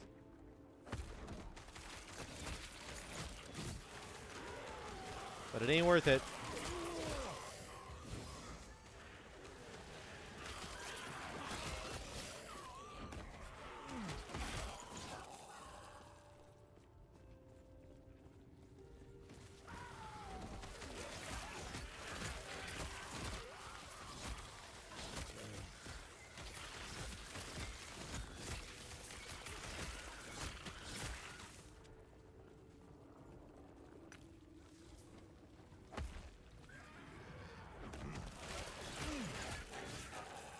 It's going to be fun to be like a big bug with a bunch of locusts and swarms and pestilence things flying around. We're poisoning everybody. It should be good.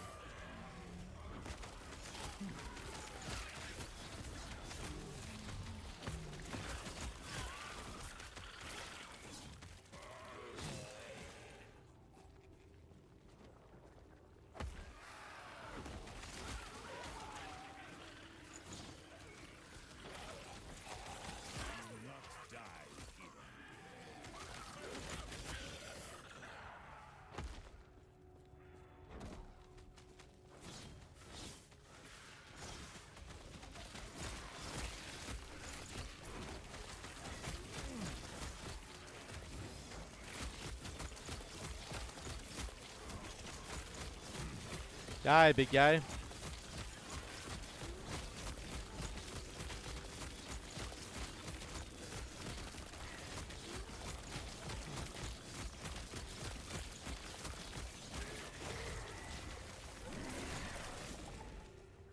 He dead.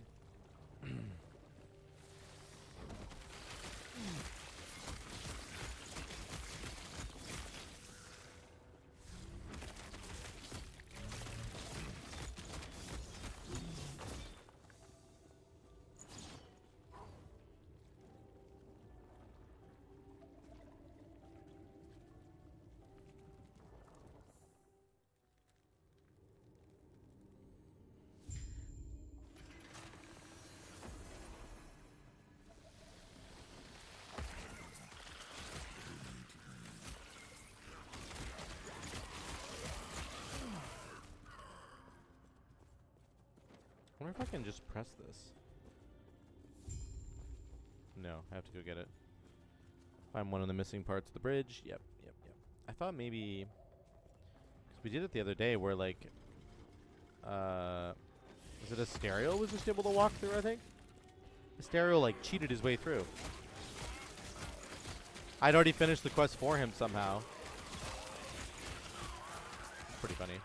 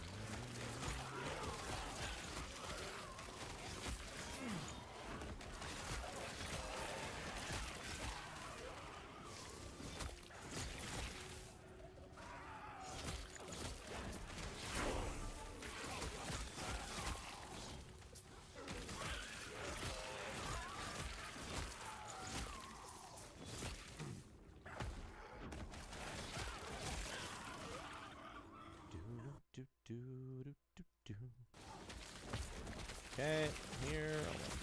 Click this one thing here. I can't read that. Why?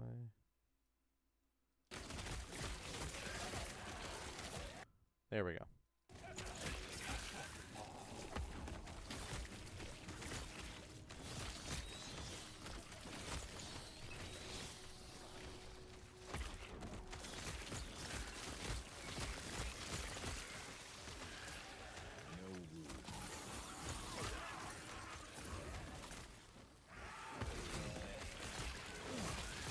Hey, what's up?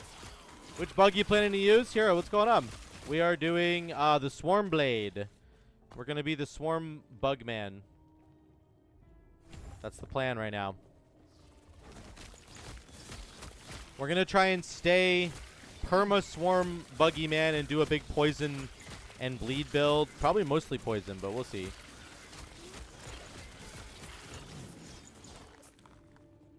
What's really, really cool, what I didn't know, Pig, about the Swarm Blade one, is that if you take Viper's Call, you get to just use the Serpent Strike tree.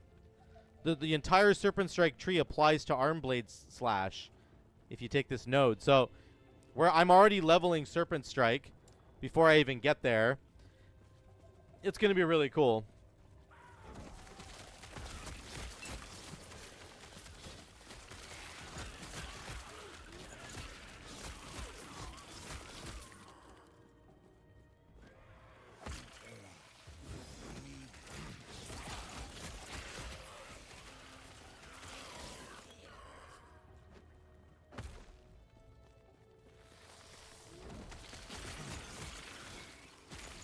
Snakes everywhere.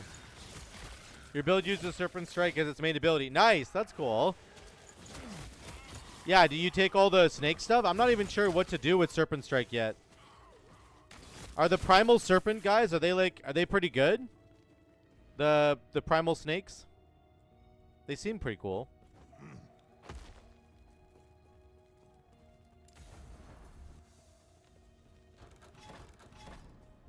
Look at this place back in the day. It was so cool looking.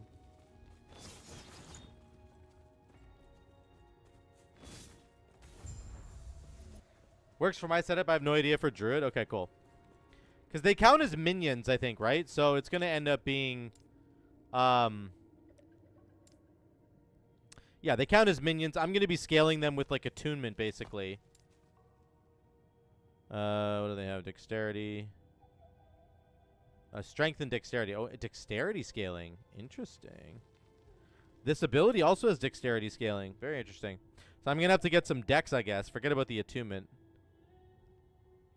The attunement will still be good for Swarm Blade form, which will be like my other abilities. So we'll see. I don't know. I'm not entirely sure what to. Strength certainly seems to be the common denominator.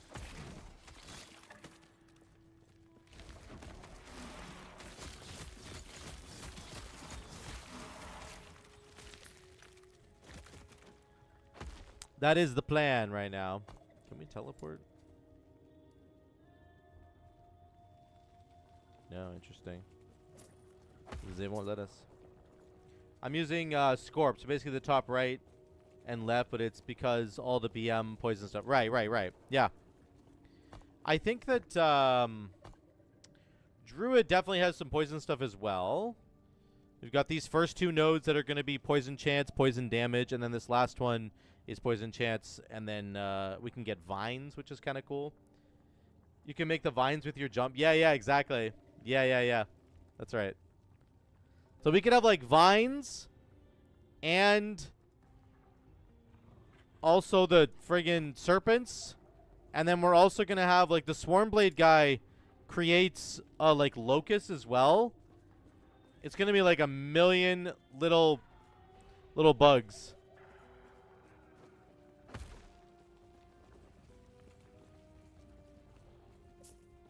It's going to be pretty cool. I also think I want to probably get the Scorpion as well. So I'm going to have to get a few points into Beastmaster. We'll have to put at least 15 points into BM, which is fine. There's some really good stuff here. There's strength here, plus damage reduction. That's going to be very good, actually. So we'll have to get the BM stuff eventually, and then I'll probably just add in the Scorpion to my build. And he can do poison damage as well.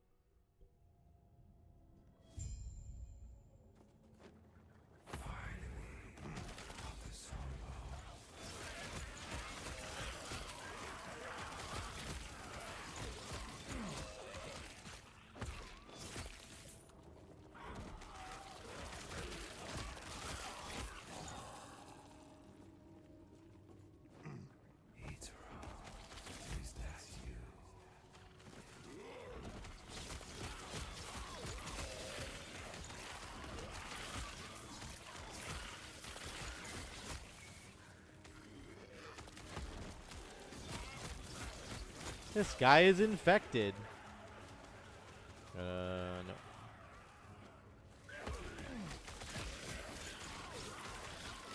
I was surprised at even level 40 how fast you can stack up poison as a primalist. Right, yes. That's pretty cool. I haven't done... I think the Serpent Strike ability itself is just like so good for that, right? Doesn't it make them last longer? Yeah, they last 40% longer, so that's pretty cool. That's like a really unique thing about that ability. Your poisons last forever.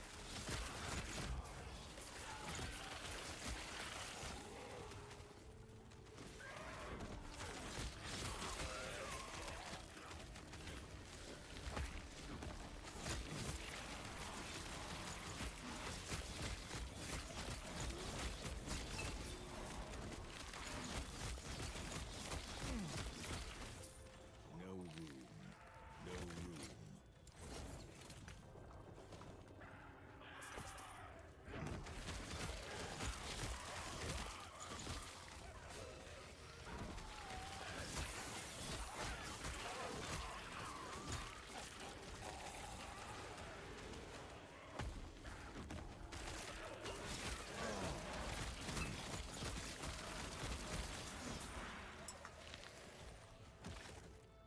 Bum bum bum bum bum.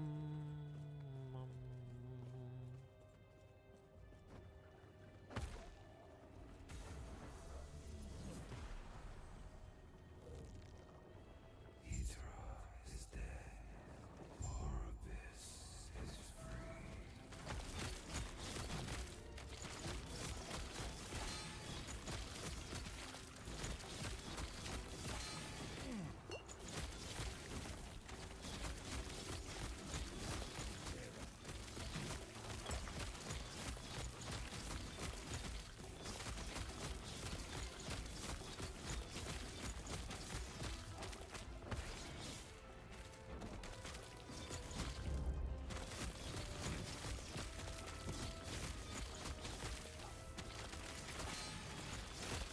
Ow.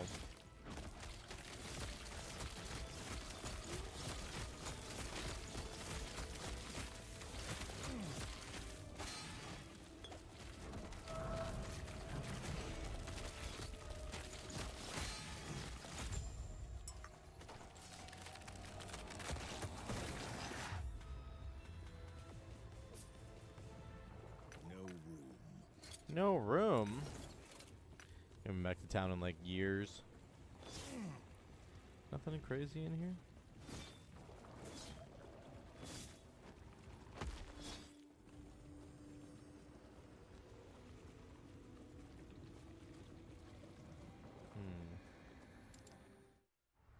After eons alone, three again become one.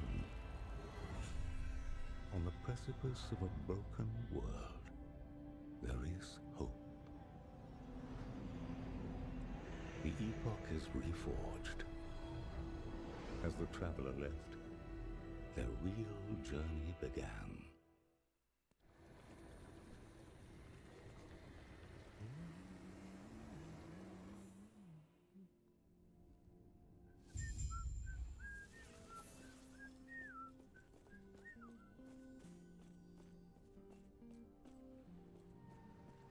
Bow, bow.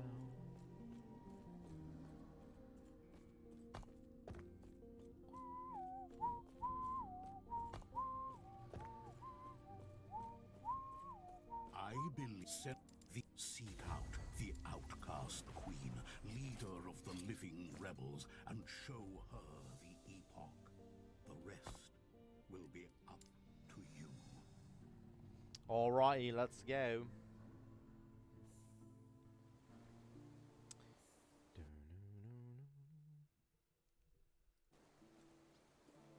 Outcasts and the Empire.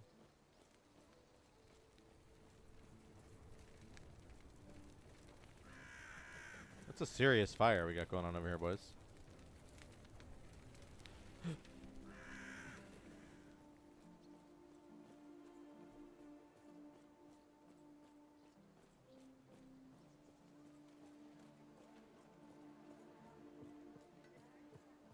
Impossible. Oh, it's fallen over. Hmm. Can I ring the bells? Possible. Yes. Hmm. I see. Stay safe. Yes. Okay. I didn't realize we are going to need dexterity, so that means we're doing like a dodge build. That's kind of cool. I was not aware of that.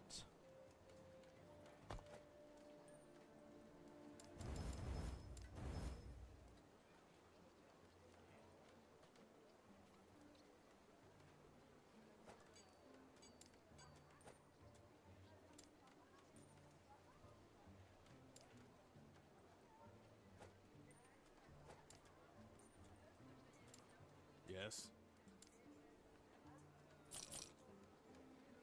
Our axes are okay right now. 11 melee damage. Maybe not. Maybe they're terrible. It just has so much flat damage on it.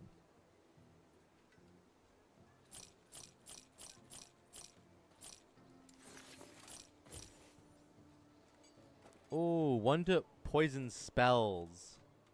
Oh, poison on spell hit. We don't care, but I don't think, right?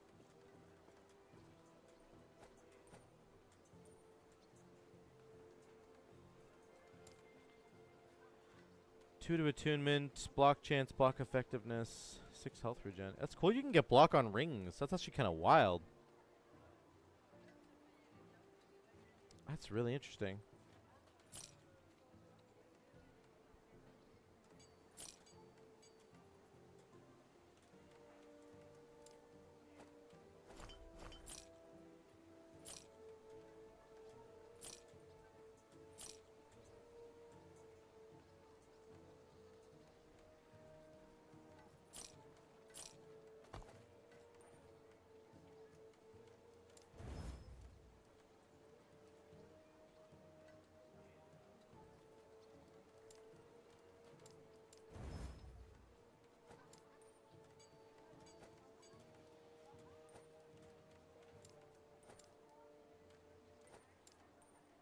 Yes.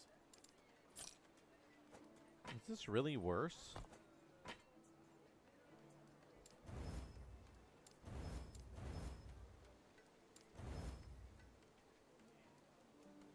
Dun, dun, dun, dun, dun, dun, dun. Let's change this to something else. Actually, yeah. Health on melee hit. Hello? Okay, that was good. Chance to poison on hit. Okay. Sure. That was 300 DPS we just added.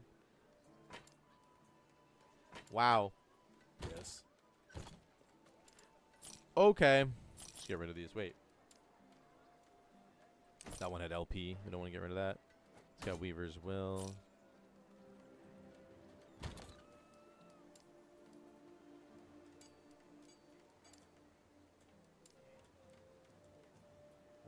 We go green. Go Bugman. Bugman.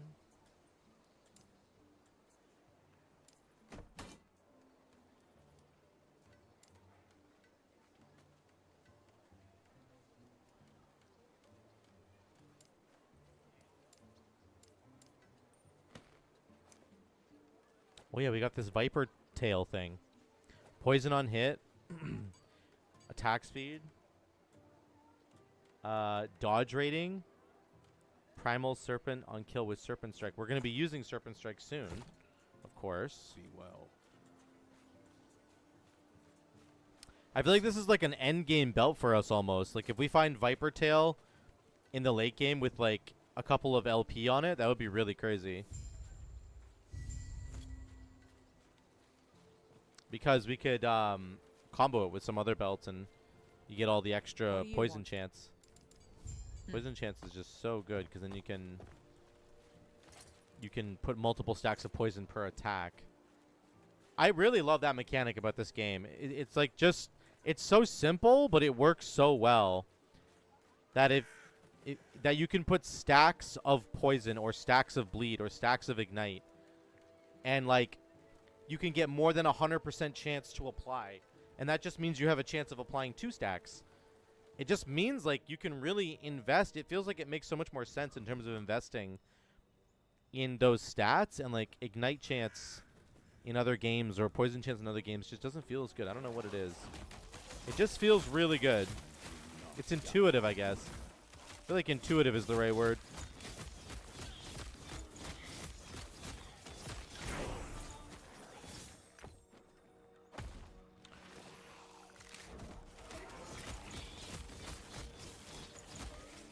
He ran away. A druid.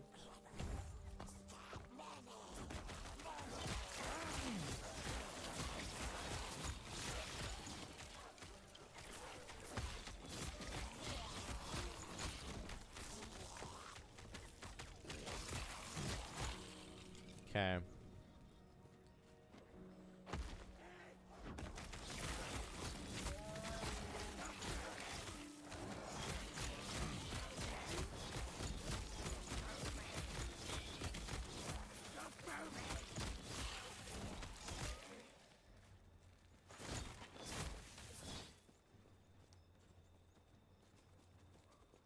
Like a big machine? Looks like it. Interesting.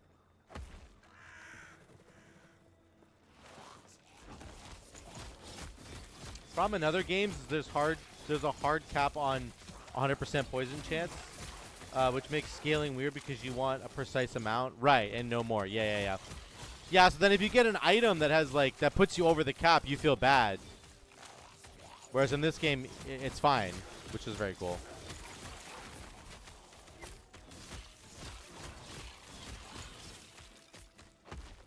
Yeah, it gets very nice.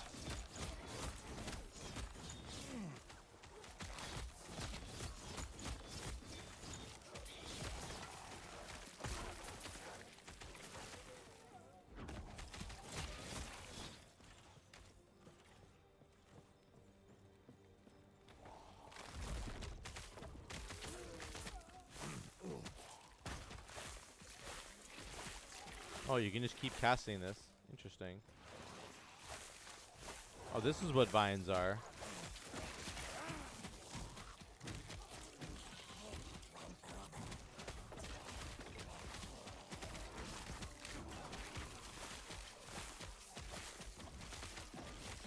Interesting.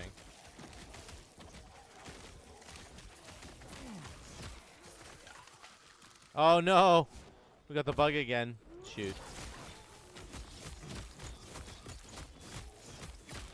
The bug where you can't be seen. We're invisible!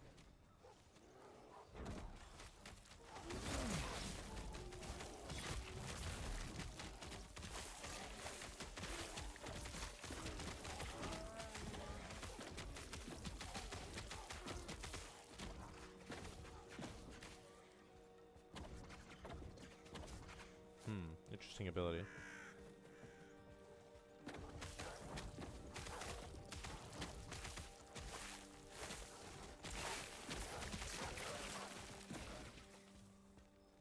We're a Spriggan man.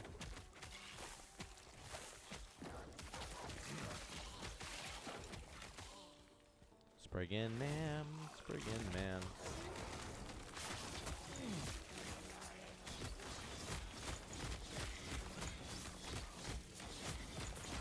Oh, what'd you send me? Hold on, hold on. Give me a second here. There's a bunch of people trying to kill me.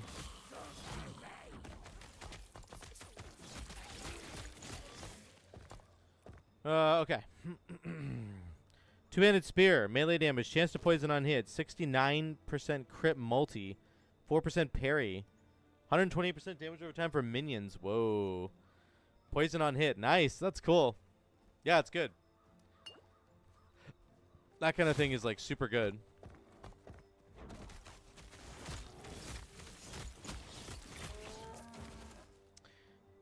What are we doing with this? Who cares? I don't really care, do I? We just go more damage for now. Get the spell thing. This, we want to get into this poison burst territory. Thorn Totem has a chance to poison. I don't know if we're going to keep using Thorn Totems. I don't think we are, because I'd have to keep, like, flipping in and out of of like of different forms, and I don't think I'm planning on doing that. I don't know.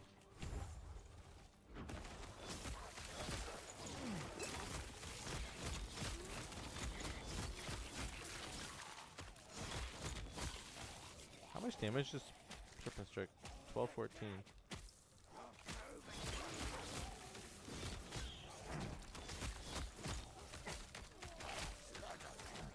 Oh, I have to have a spear on to use this right now. That's right. I forgot about that. I won't need a spear. I forgot about that. I'm dual wielding right now. This will be interesting.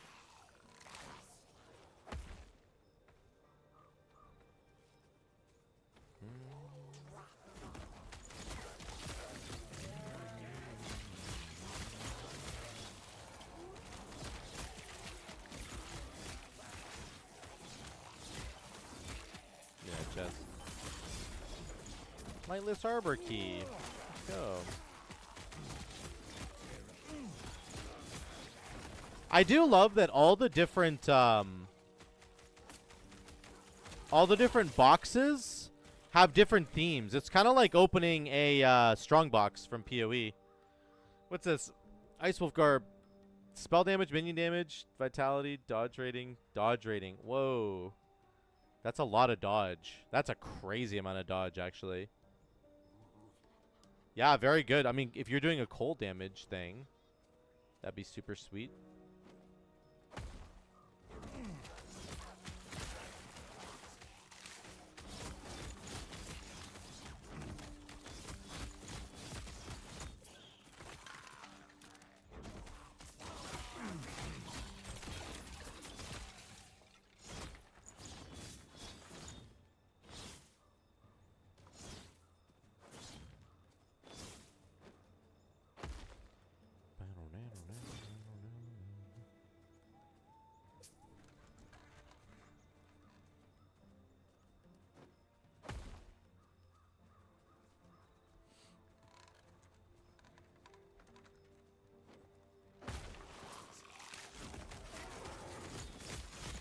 Oh my god, there's 3 of them.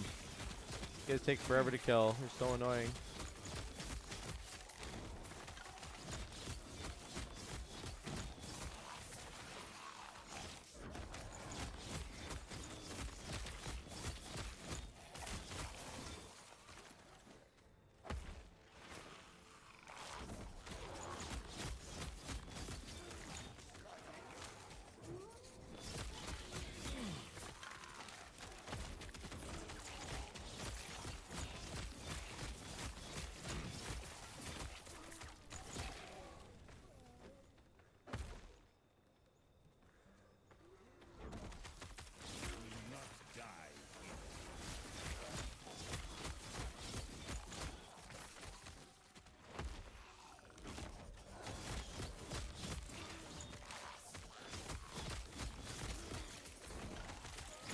Holy cow, where do these zombies come from?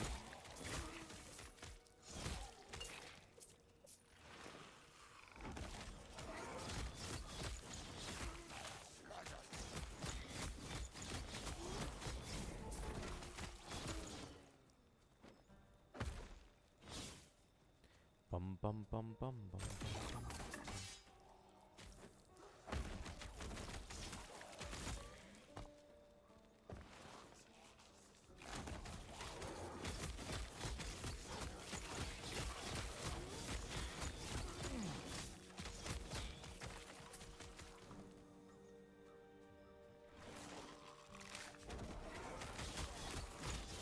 The tennis ball thing impresses me every time. It's crazy.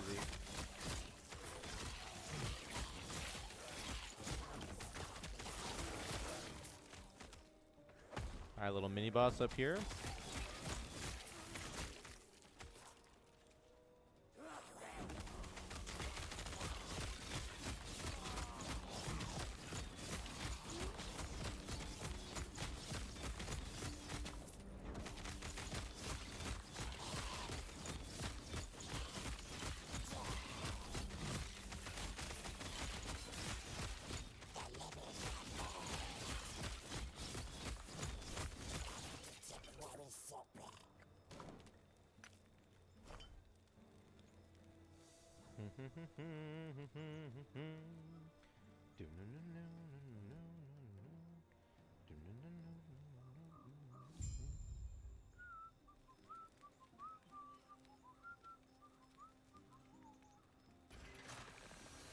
Imperial Wellerin.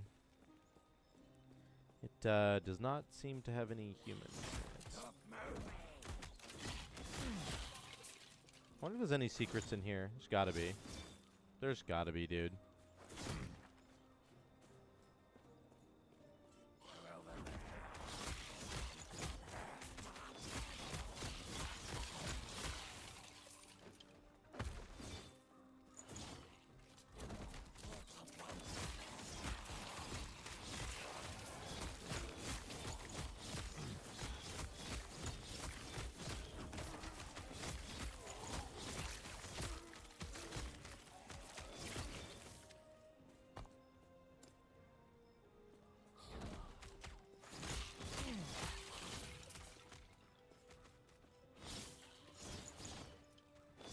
Almost like go in that door.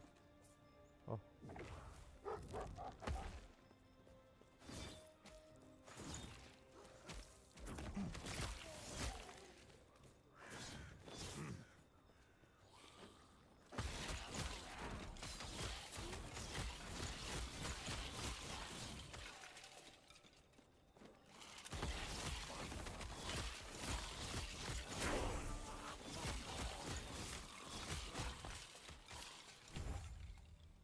Summon Spriggan. Sure. Let's get a Spriggan. A Spriggon. What's he do? Restores 150 health and 15 mana to Spriggan and all nearby allies over 2 seconds. Interesting. Oh, he's attacking. Go, Spriggan man, go. Spriggan man.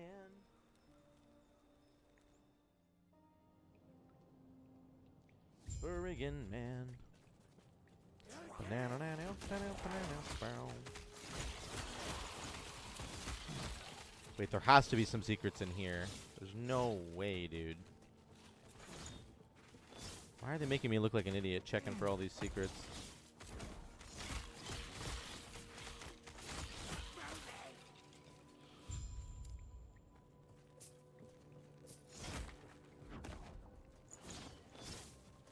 Dang it. Dang it.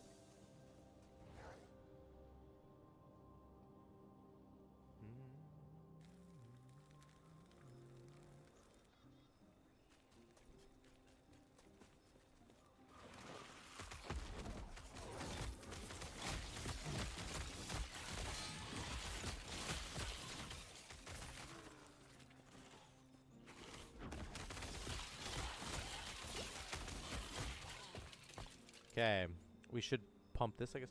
Instead of summoning a new serpent, the primal serpent node's effect triggers you heal the current serpent to full health. Nah, we want more, right?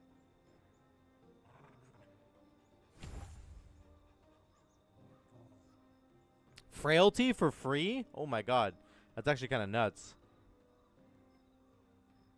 More health, more armor. Serpent Strike has a chance to instantly kill.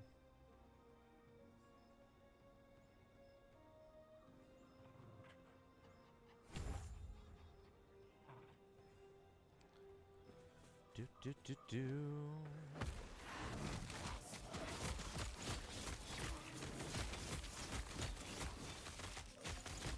Pig, what is your build? What is your primalist build? I wasn't even... He's your hardcore guy, right? It's just a serpent plus scorpion deal, or what?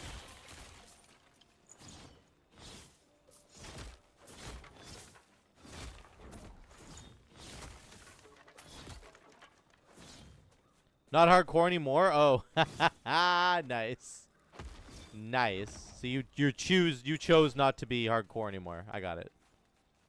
I understand.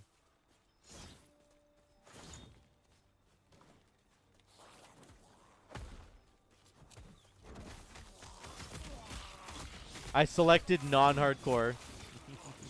Yep, I can see that.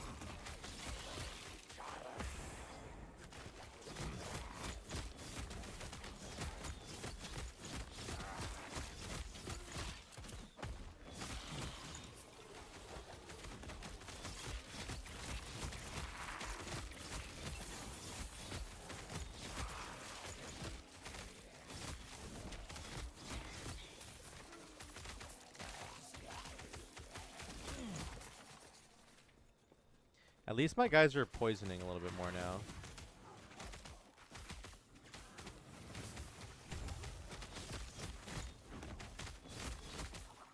They're actually being useful. They're putting poison on enemies.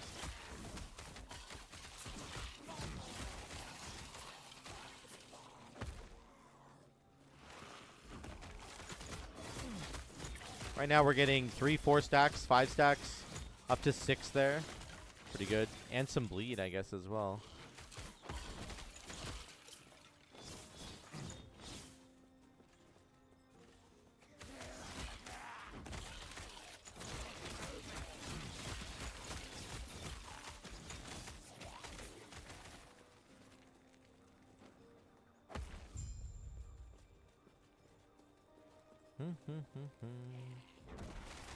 Come here, Skelly man. Oh, he puts like a big circle on everybody. That's cool.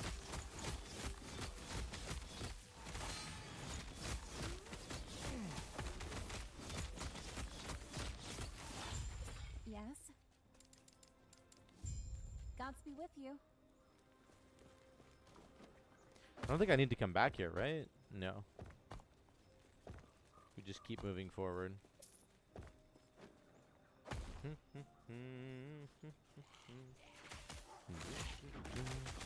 Oh no, this guy. No.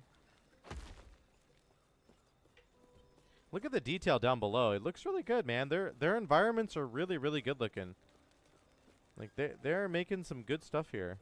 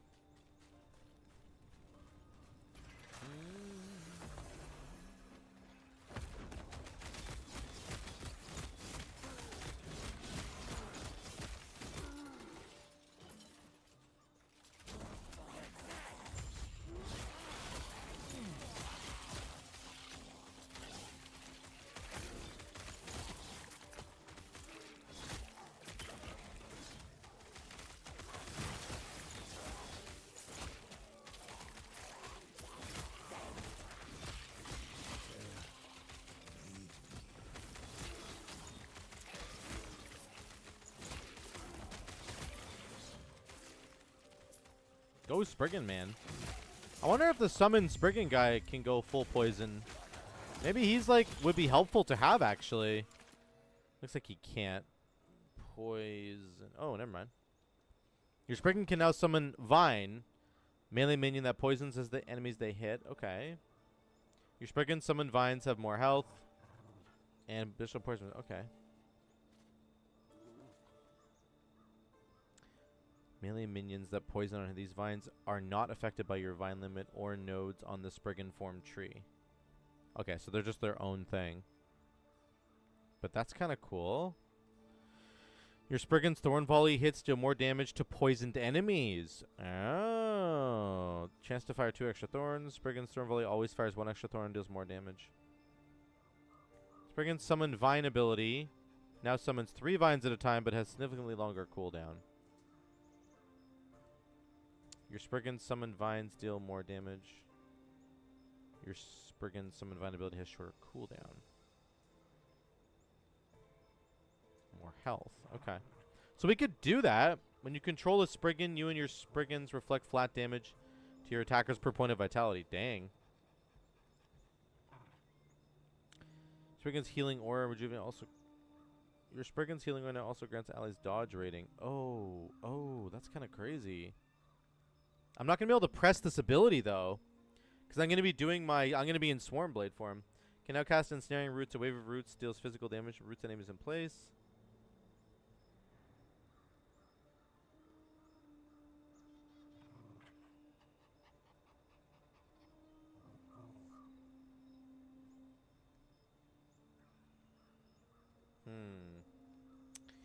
It might be okay, but it's probably useless. I probably just need the Scorpion to be doing like acid bomb stuff and like have a higher chance to poison. Because I'm assuming that I can do more damage to enemies that are poisoned. So like if my Scorpion is helping me put poisons on enemies, that's probably what we're looking for. Something like that. It just feels like the play to me. Poison, poison, poison.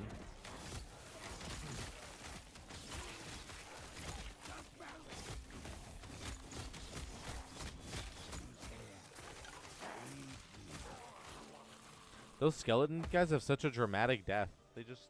They go like way over. It's hilarious. Baby's resetting you.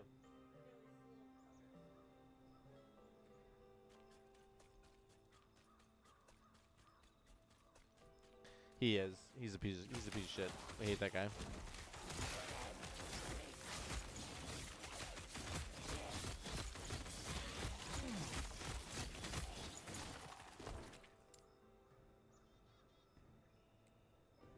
This is all totally inconsequential. It doesn't even matter. Oops. Wait, secrets? Secrets? Secrets, maybe? No? Never? Never any secrets? Okay, cool. We're kind of sad about that, not gonna lie. I want there to be something, dude.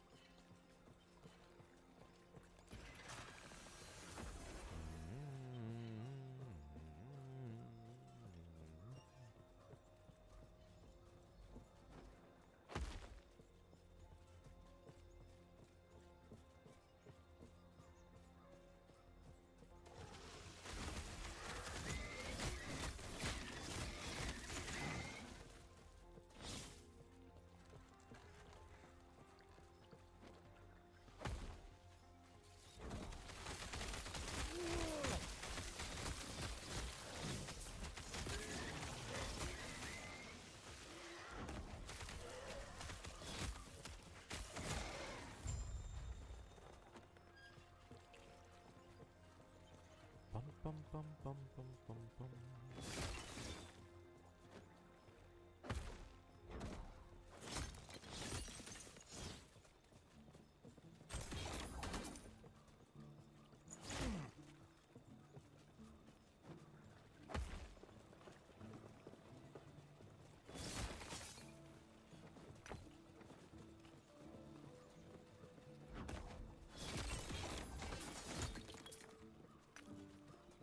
There's a house down there. Can I jump to it? No.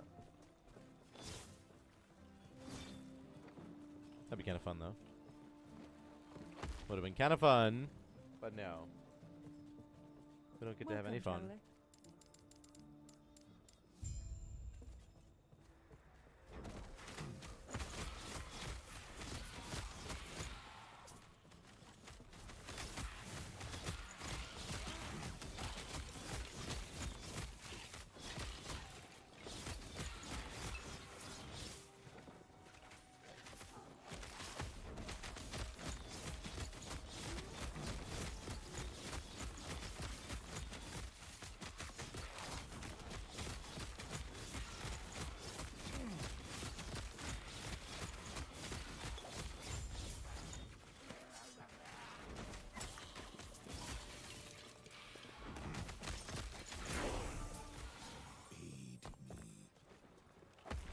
We leveled up. Okay. We keep pumping our poison damage that we're not doing yet. Welcome, traveler. Feels good. May Terra smile upon you. How many more points do we need? 9 more? God, man, it takes forever to get to Spriggan or to Swarmblade. It's crazy.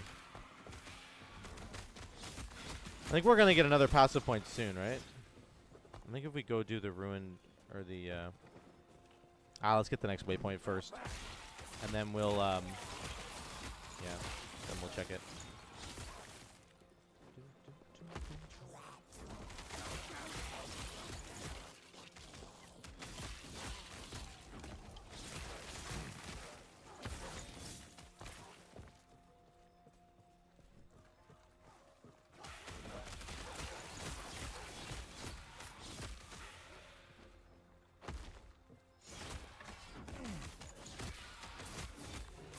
Hey, Bella, what's up?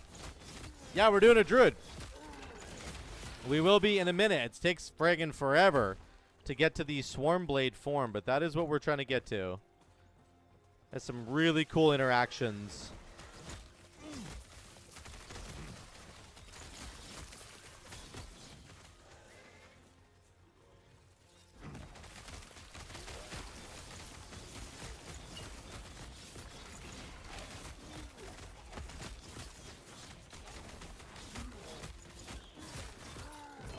Oh, hello. Oh, a quiver. We hate that quiver. I've seen that quiver so many times. No more of that quiver, please.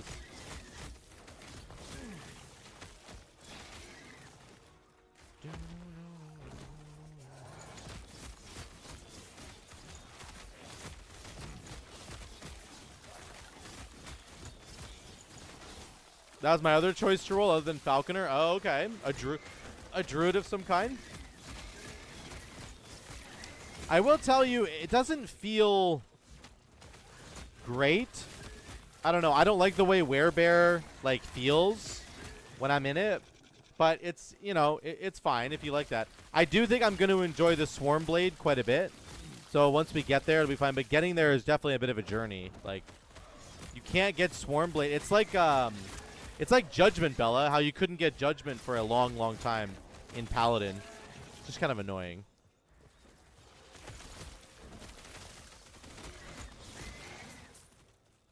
You have to play like a completely different build until you can get there.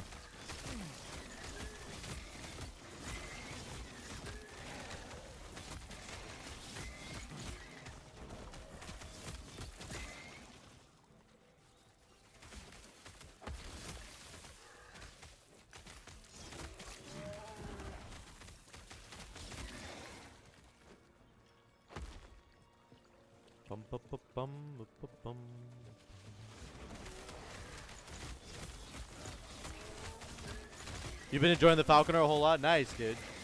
That's cool. It does seem like it's really fun. It's like super fast. Big damage. It looks like a lot of fun for sure.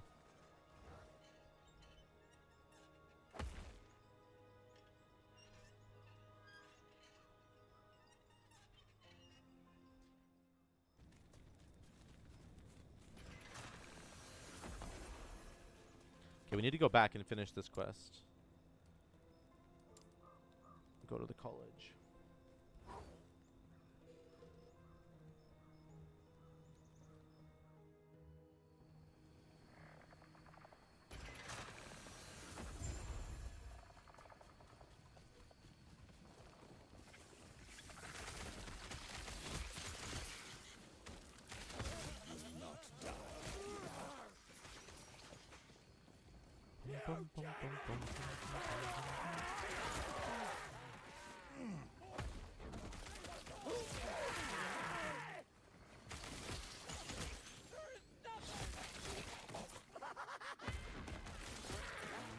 Dun, dun, dun, dun, dun. Go here, get this quest done.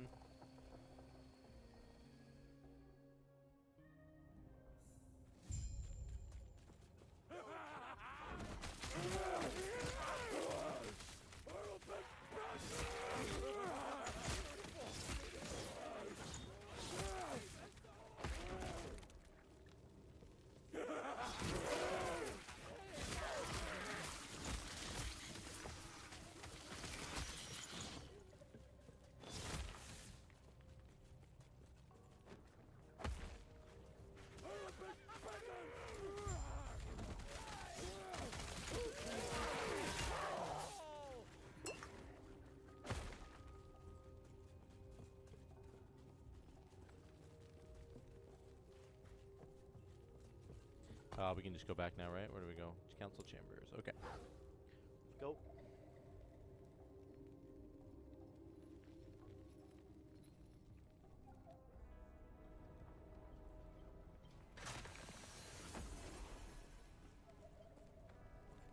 Greetings. Idle slots. Dang, I thought it would give me a passive. Oh, well. Oh, wait, no, we have to do the other study in time now. Right, we're not done yet. We ain't done yet.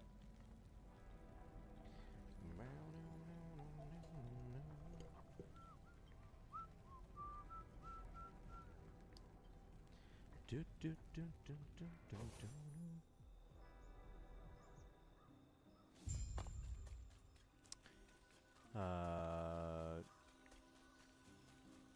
Don't go into many points right now. Up here we go.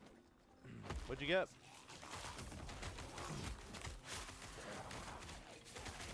One second. I'll look at it a second.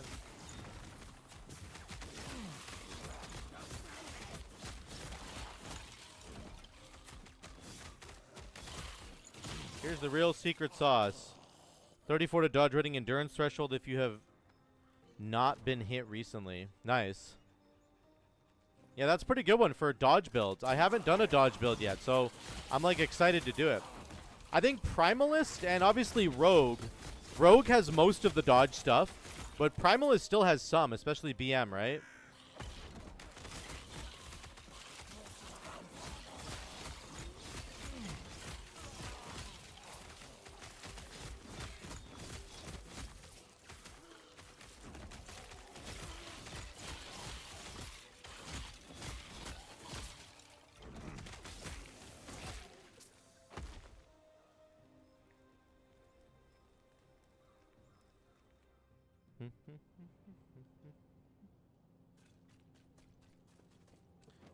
I think BM is has reasonable dodge scaling. Yeah, okay.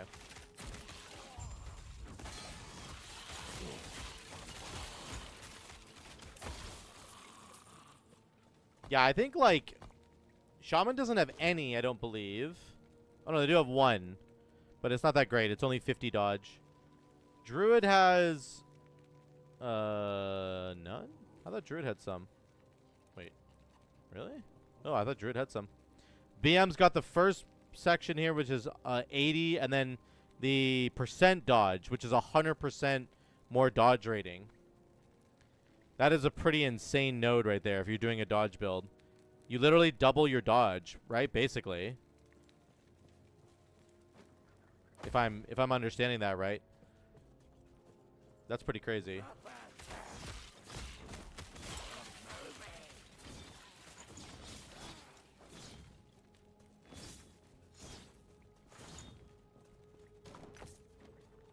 Now, you can get a lot of dodge on gear. You can solve your dodge problem through gear, I guess, but it does seem like BM's got the best option. For sure. I mean, BM has just like all the best defensive tools, I think. Period. For Primalist. You get Aspect of the Boar, you get the Ursine. You get the Ursine damage reduction plus Aspect of the Boar. Yeah, they seem like they're in a really good spot defensively, which is cool. Shaman gets decent like armor and then resistances from being with a totem down. Like when your totem's down, you get 50% to Ellie res and like 200 armor. So it's pretty good, but no dodge if you wanted to do dodge. Just found a website to know what you can get from experimental scrolls. You can decide what the outcome is. Experimental scroll. Oh, I don't even know what that is, D4. Wait, can you turn an item into an experimental item with a scroll? Is that what you're saying, D4? That would be kind of cool. I had no idea that even existed.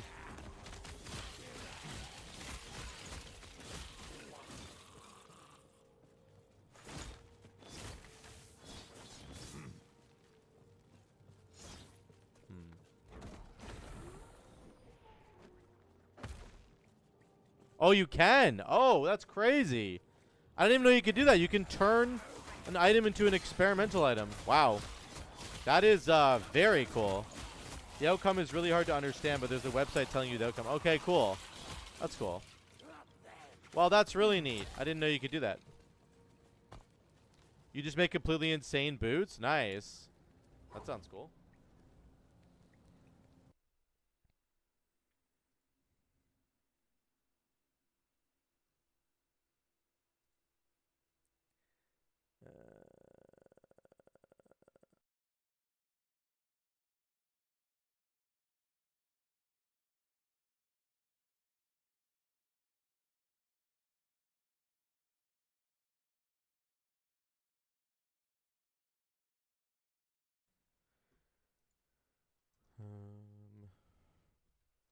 What'd you say?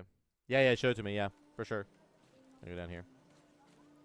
Popping another passive into Druid.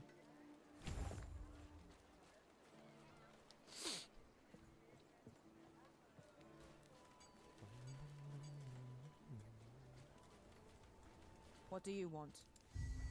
Oh, another passive. Let's go. Okay, I think we start doing this one. Chance to bleed. Chance to poison. Actually, we can get 100, right? I don't know that we need to put 10 points into this. 10 seems like a bit high, but maybe. Maybe that would be cool. I don't know. All right, let's check this sucker out. What is this thing? Okay. 72 armor, 60 move speed, 47% effective haste on you. That is really good, by the way. Holy cow.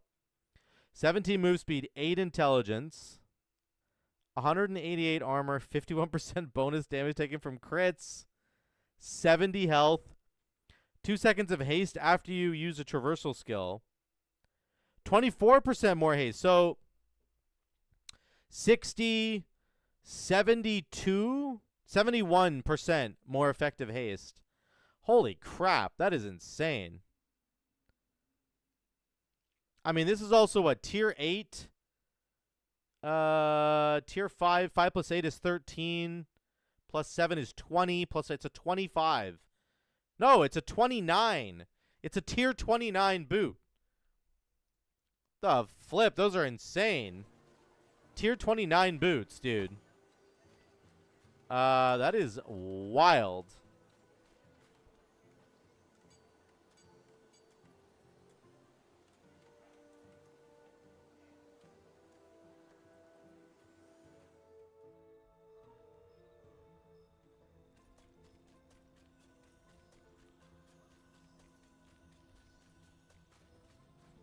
Yeah, those are some nice boots.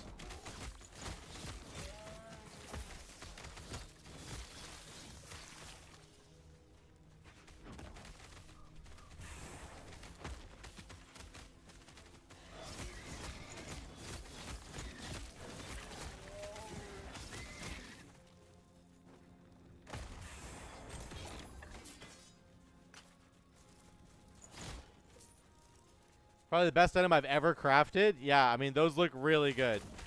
Those are really, really cool. I didn't know you could get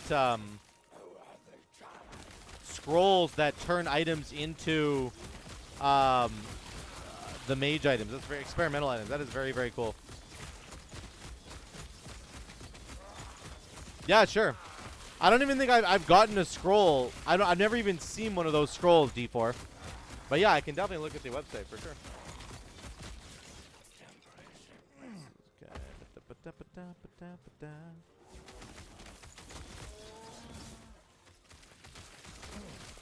It's easy to get them? Okay. Cool.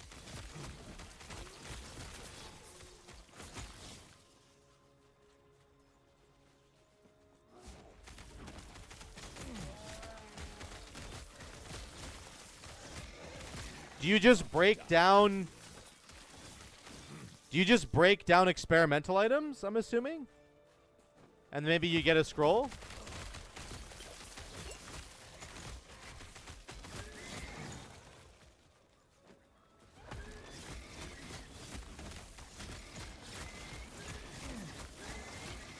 You have to use a rune on them and give a chance to get a scroll. Oh, okay, okay.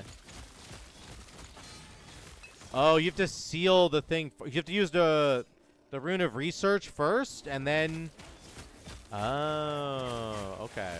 That's cool. I do have a bunch of experimental items in my bag, yeah. You should rune all experimental items that you won't use. Okay, interesting. I think I only have like maybe 10 or 15 runes of research. I don't know what I have.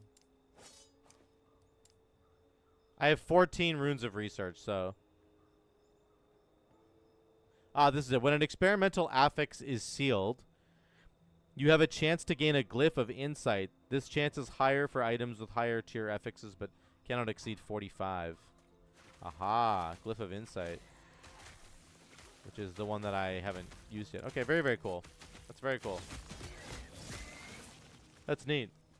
The scrolls are so valuable? Yeah, that sounds cool.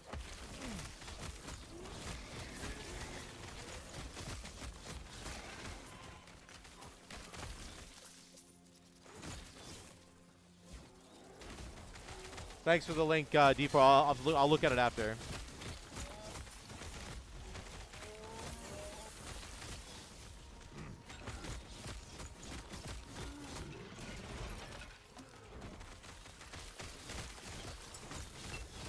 Yeah, it's all good. I'll look at it later, D4. That sounds really cool, though. I'll have to figure out. I don't really use experimental items in many of my builds yet, but I will. I'll start working on that for sure. A lot of the stats just don't apply to me. But I will keep looking for sure. I wish they made a few more of them. They seem to be like either minion based or mage based or like ward based, which of course it's a rogue mage that you're killing. So I understand that, but it would just be kind of cool if like it would be cool if there was a little bit more that were made for like pure attack builds.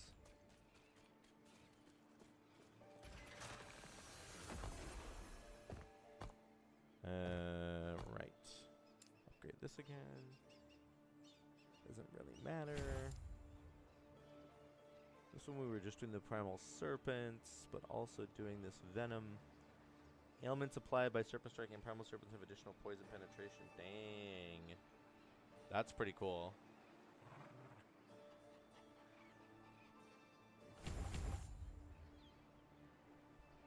The armor dot mitigation is good for all builds. Yeah, for sure, for sure.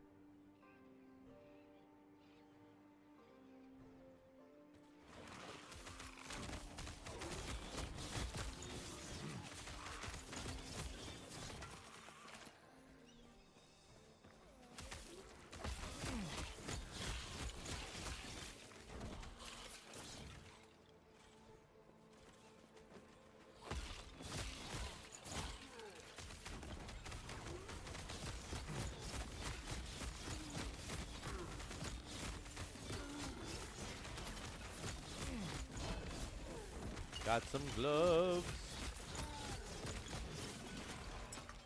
I do love that they have their own little mechanics, like that you can seal those affixes much more easily. Like it feels like almost a seasonal mechanic, you know? Like as if a league had come out in Path of Exile and they introduced these items, you know? Which is really, really cool.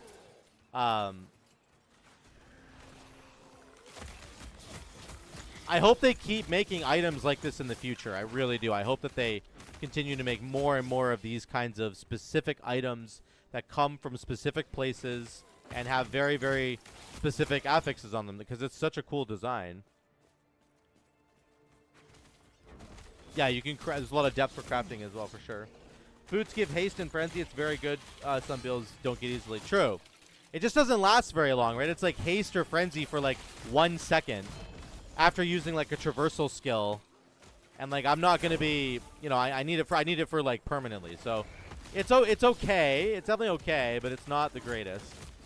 I want haste and frenzy like literally all the time, not just when I use like my leap ability. But it is something. It is pretty cool.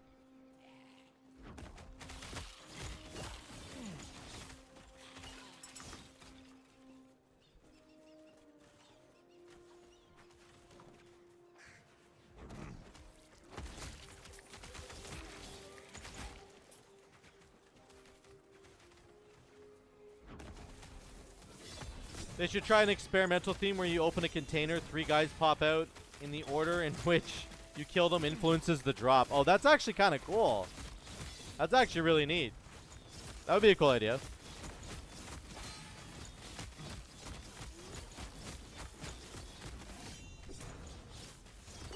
I mean, there's so many things they can do with this game. It's crazy. There's so many things they can do. There's all kinds of mechanics they don't really have in the game yet. Like, they don't really have phasing, right, for melee characters. There's a lot of potion interactions you could do that don't quite exist right now. There's some really cool ones. Like, even my Necromancer summoning volatile zombies with a potion kind of completely changed my build that I was running. It was very significant for me. But they don't have very many more mechanics with potions. I think that'd be kind of cool. There's a whole avenue they could go down that way. Once you see the website, you'll understand how deep it is. Nice, that's cool. Yeah, I'll have to look at it. I'll look at it later for sure. For sure. But I'm excited for the game, and they have lots of room to grow. Hopefully they take advantage of like all of everything that they can and just keep pumping out some new stuff. Like, they can pump out new dungeons that are going to be unique and serve unique purposes.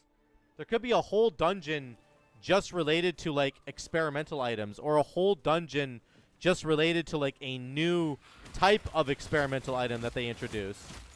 Let's say they introduce an entirely new item type that you can modify somehow. Let's say the one that Hero just suggested, where you open a container and 3 guys pop out, and the guys that pop out have like random affixes, right? And so then you're gonna get different affixes on the items that they drop. That'd be kind of cool. And then there's a dungeon that you can go into, and it's centered around this new mechanic. And in the dungeon, when you go through doors, you can like guarantee that the guys that you fight in this new little thing that pop out of a container or whatever, you can almost guarantee a certain affix will be on them. And then you can try to kill that guy first to guarantee that you get the affix on the item you're looking for. That could be like what you do for the doors that you're progressing through.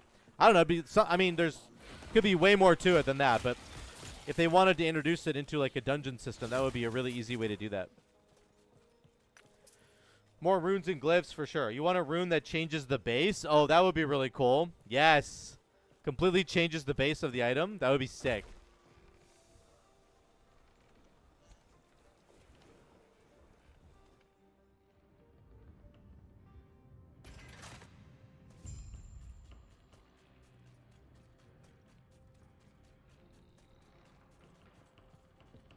What do we get here?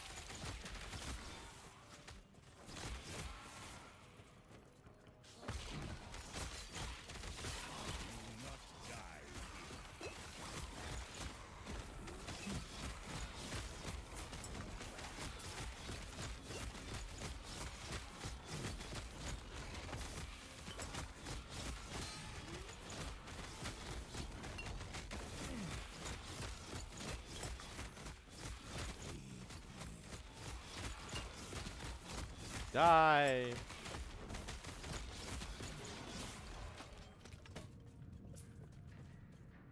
Like the boots I showed you, they give me haste on traversal. I get haste when I go through Frostwall, so I have it permanent. Yeah, but like, I don't get that as a Beastmaster. That is really cool, though, for sure. That is very, very cool.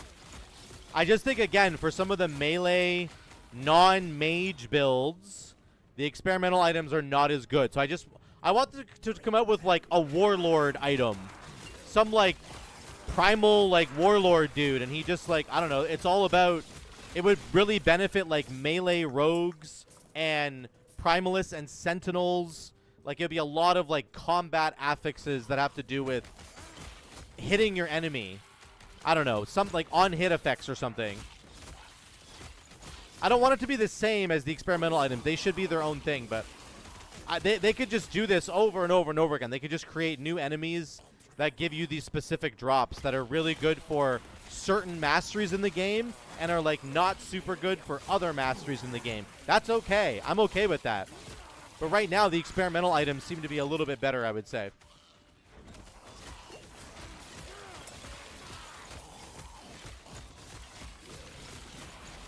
They're still good. I love the design. The design is perfect. This is what should be in these kinds of games. It just doesn't work super well for the characters that I tend to play right now. That's okay. They're going to come out with more items. I know they will. Best game you've ever played? It is really good. It is really good. I don't know if it's the best game I've ever played, if I had to, like, think about that. But it's still incredibly, incredibly good. It's not... There's nothing bad about it really yet at all. Like, there's so many good things about it. For it being the 1.0 release of this game, like, it is awesome. Can't wait to see what they have in store.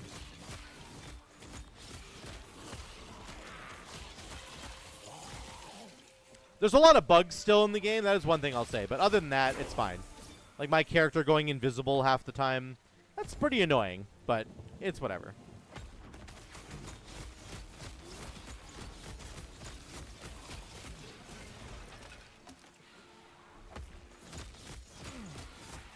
Once I kill this boss, boys, I'm gonna jump off for the night, okay? I'm gonna do a little bit shorter of a stream tonight. And we will be back tomorrow. But I just want to kill Harton, and then we're gonna jump off. Appreciate all you guys being here, though. This was awesome. We'll see what happens next week. I'm not sure how many more Last Epoch streams I will be doing. We'll probably be going back to WoW by next week. I haven't done any keys this week at all in WoW, which is pretty funny. But it is what it is. We'll see. I'm going to see how it kind of ends up feeling.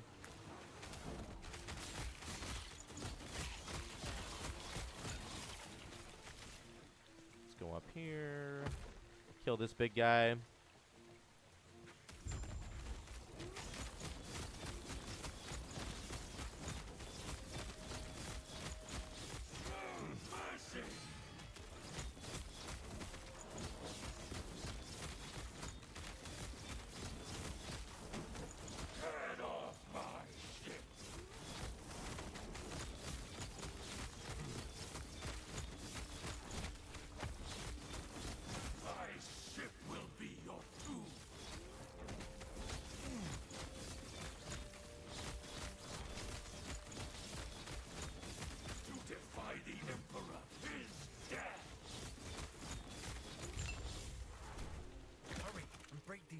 I'll take that as a yes. Get to the railing and give a signal when you're ready. No. Bum, bum, bum. Jump, Alric. Jump. Jump, my man.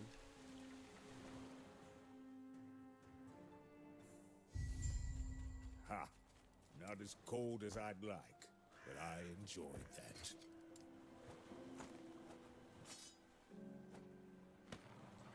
We got some more idle slots. Whatever, we'll put some other ones in. Okay, I'll talk to him and then I'm going to jump off, boys. Thank you guys for being here, though. You guys were awesome. I will be back tomorrow. Tomorrow night, be another stream. And then, yeah, we'll see where we kind of go in terms of the Last Epoch streaming. It's been going well, but I do need to get back to WoW to some extent and to make some videos over there. So we'll see. But thank you guys so much for being here. You guys are awesome. I will see you all tomorrow. Peace.